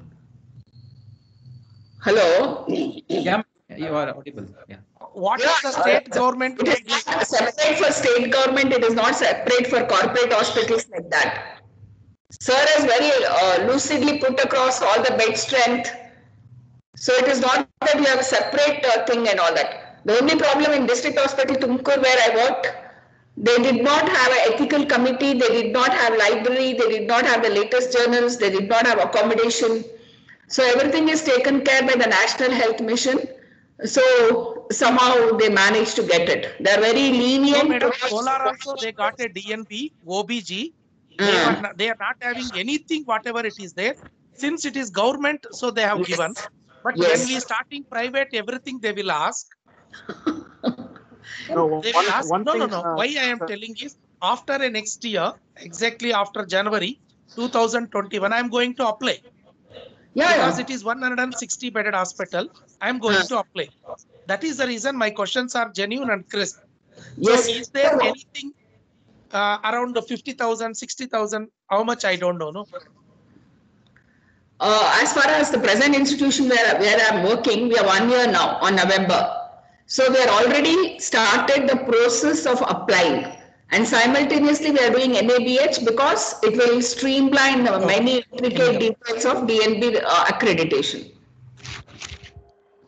The government publishes a GO giving the state government what is the stipend for PGs in state government hospitals. So you take the DNB guideline, whichever is higher, you pay. Simple. Asha madam, how much? Asha madam, 35,000 first year, 30, 35, and 40,000. Okay, madam. In district hospitals, the senior consultant gets 1.5, junior consultant gets 1.3, and they should have the junior consultant should have 8 years post MD teaching experience. Senior consultant should have 10 years PG teaching experience. And they should stay in the house. Dr. Swarnareka, Maya sir, Dr. Suresh, they all stressed that the faculty should be in house, but it is not like that at all. Very sorry to say that things are not as rosy or as good as it appears on the DNB papers. No, for district hospitals, there actually is a relaxation saying that district hospitals can combine with the medical college and show infrastructure. So one of the questions was, can we combine infrastructure? That relaxation is given for district hospitals alone, government district hospitals, not private. Yeah. So, Suresh, there is one question for you. Please don't get upset. Number one, no, because I'm asking you the things because you are running that institution and you are a successful man. So that in that DNB and I know that about you, how you are running it. See, regarding the DNB and regarding the, see, once we apply, once they come, accommodation, everything is there. Is there any agency, A and B, you are telling, once we apply, do you think they will help us to get the DNB? They will rectify anything like NABH? There is so many agencies are there. to get NABH. Okay, let me clarify. Let me put a stop straight away. DNB application, there's a line which specifically says that application should be filled in by the hospital or employee of the hospital. You should not use any third-party agency or you can say contractor to fill in your application or help you with it. It has to be done in-house. There is no consultancy, etc. for DNB. And DNB, if everything is in line, you will get DNB. You don't have to worry about anything else. The application form is very clear. And one more clarification, like you said, you're going to apply in 2021. In January cycle, you can only apply for basic sciences, which is pediatrics. Neonatology will be coming only in 6 months later. There's a 6-month window difference between super specialty and basic specialties. But no agency, you have to do it with your own staff. That doesn't mean you can't ask a friend, or if I can be ask me assistant, I can help you. But on an informal basis, but no paid agency. No, we got it. Then one more thing. Suppose medical college professor, he is going, and Maya sir was telling very crisp, clear. Form number 16, they are going to check where and all he is going to get the money. So it's very difficult to cheat. Suppose my one consultant is going to the medical college, or he might have given his papers for the inspection sake. Do you think but he is not at all going only for inspection. Whatever I am talking, you know that everything is going on, whatever I am talking on this earth. So do you think they will come to know that in the medical colleges for the inspection sake, they will give that, and later? Do you think like that people, can we take them for our DNB thing as this thing, or very strictly no, or yes? No post faculty. No. Okay. No. Very clear. That means he should not be attached to any organization, any medical teaching organization. Teaching organization or any other inpatient practice can I also. clarify a bit? Yes, sir. Yes, sir. Yeah. One point is on the beds for teaching. I think, to my knowledge, even any private room patients are not considered for postgraduate teaching. It should be general ward patients only, and they're all paid for the particular training. That is one aspect. Second, you said about the mess. Now, the whole principle is students should not run around for food. You should have some place to eat, preferably within the accommodation itself. Number 3, what Dr. Dinesh said, it's a very interesting question, but it used to happen earlier. But now the technology is so well developed, they will come to know that where all you are going. So that you cannot really do that is impossible. If you want to really take somebody, you must take for your institution only. And my simple advice is, I have faced about at least 20-25 inspections I have faced, and at least 5 times I went as an inspector. I know where exactly the people get into trouble. 3 important things you must know. One is a teacher. You should be really a teacher dedicated to your own institution, number 1. And you should be paid well. You should be paid in par with the other medical college teachers. Then only people will accept you, as probably you are definitely being taken here as a postgraduate teacher, number 1.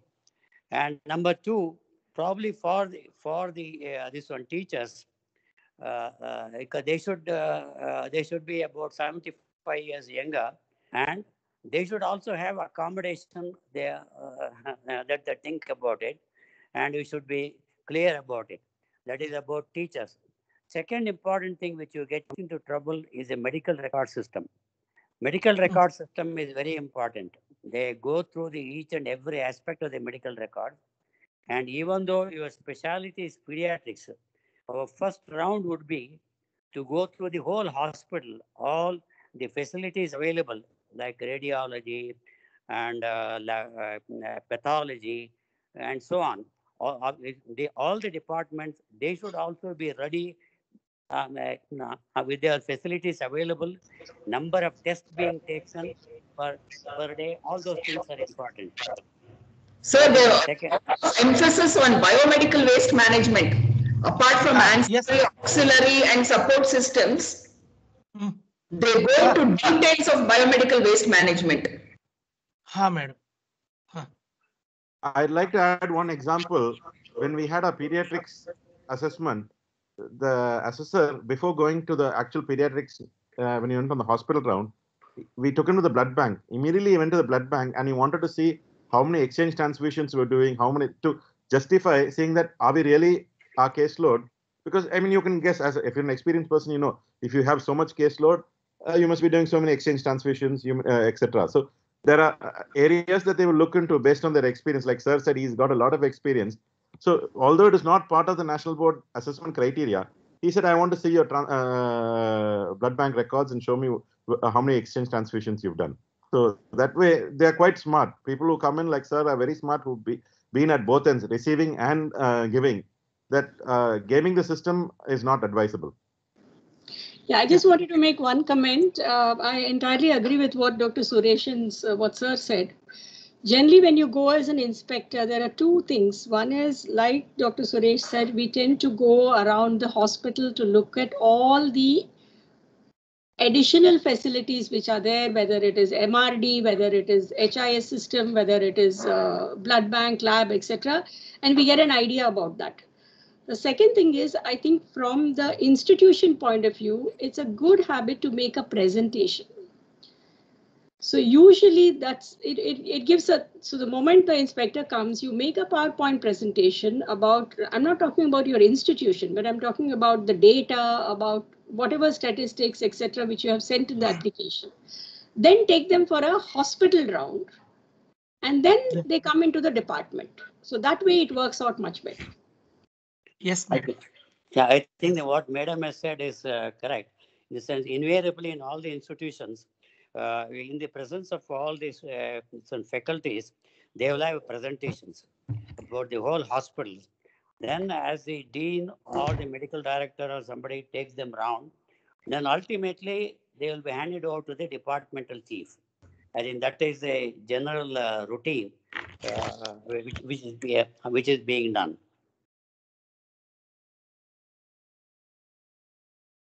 The thing is, Dinika, Dr. Dinika, addition there. Brother, it's not that easy to get the DNB accreditation, because I've gone through so many hurdles, said Dr. Dinika. I'm not commenting about the DNB instructors. They're all really, really good. Chapana.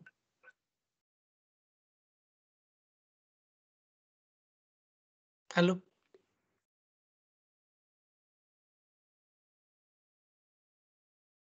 Excuse me, sir.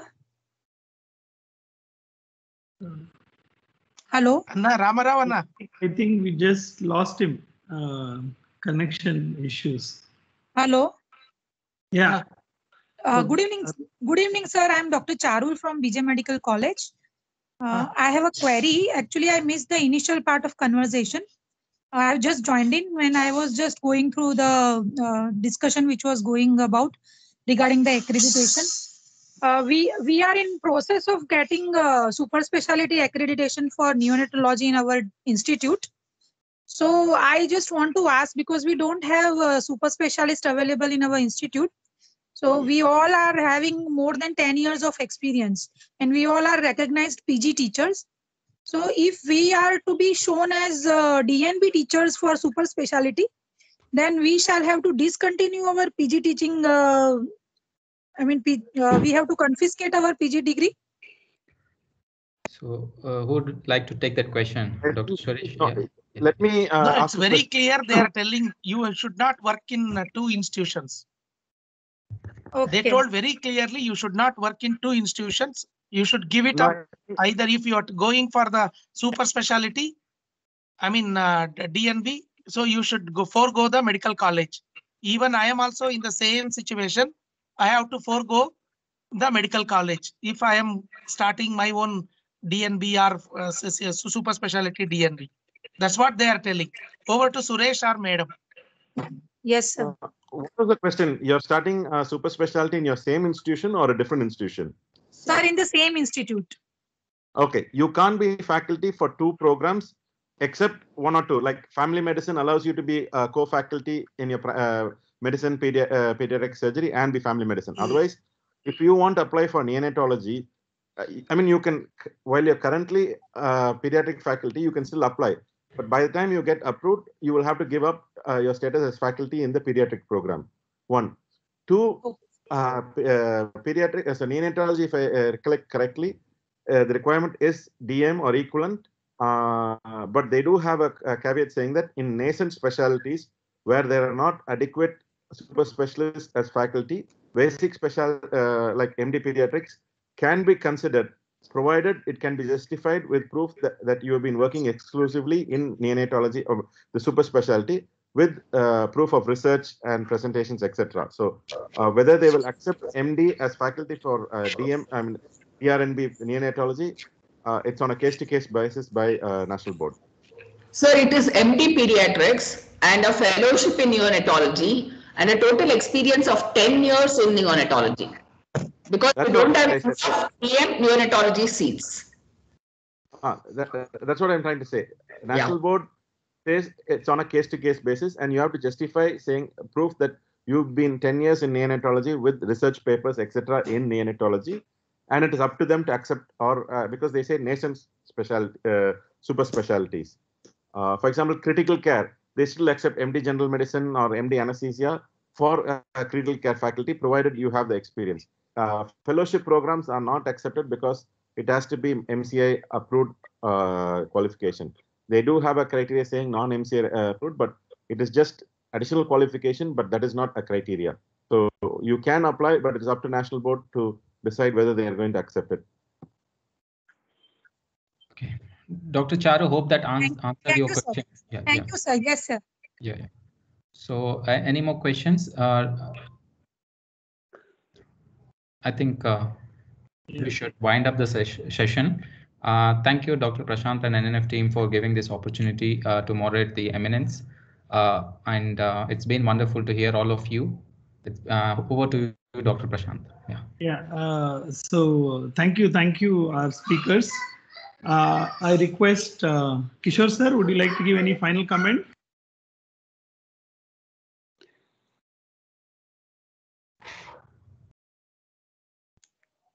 Kishore, Dr. Kishore sir. I think so. He should not come to the line. Him. Yes, sir. I can see his name. Anyway, no problem. No. He should not come and talk because of election code. So from today onwards, he won't come. Even his talk is being given to Dinesh Chirla. So he should not come. He should not give any comment or any talk till the elections, Prashant. Okay, sir. Okay. No problem. Anyway, tell thanks to everybody. Everybody has given the knowledge to us senior people, please. Yeah. So on behalf of NNF Karnataka, we would like to thank Swarna Rekha Bhatt ma'am, Dr. Suresh, and our panelist, esteemed panelist, Asha ma'am, Dr. P.V. Ramarao, and Maya sir. Thank you once again, and thank you, Dr. Shiv Shankar, for moderating so well. So this journey of understanding the health infrastructure, and today we had a wonderful session of how important the academics is, and it's a heart of every institution to make it the best place for the practice and best place for the patient with upgradation of knowledge.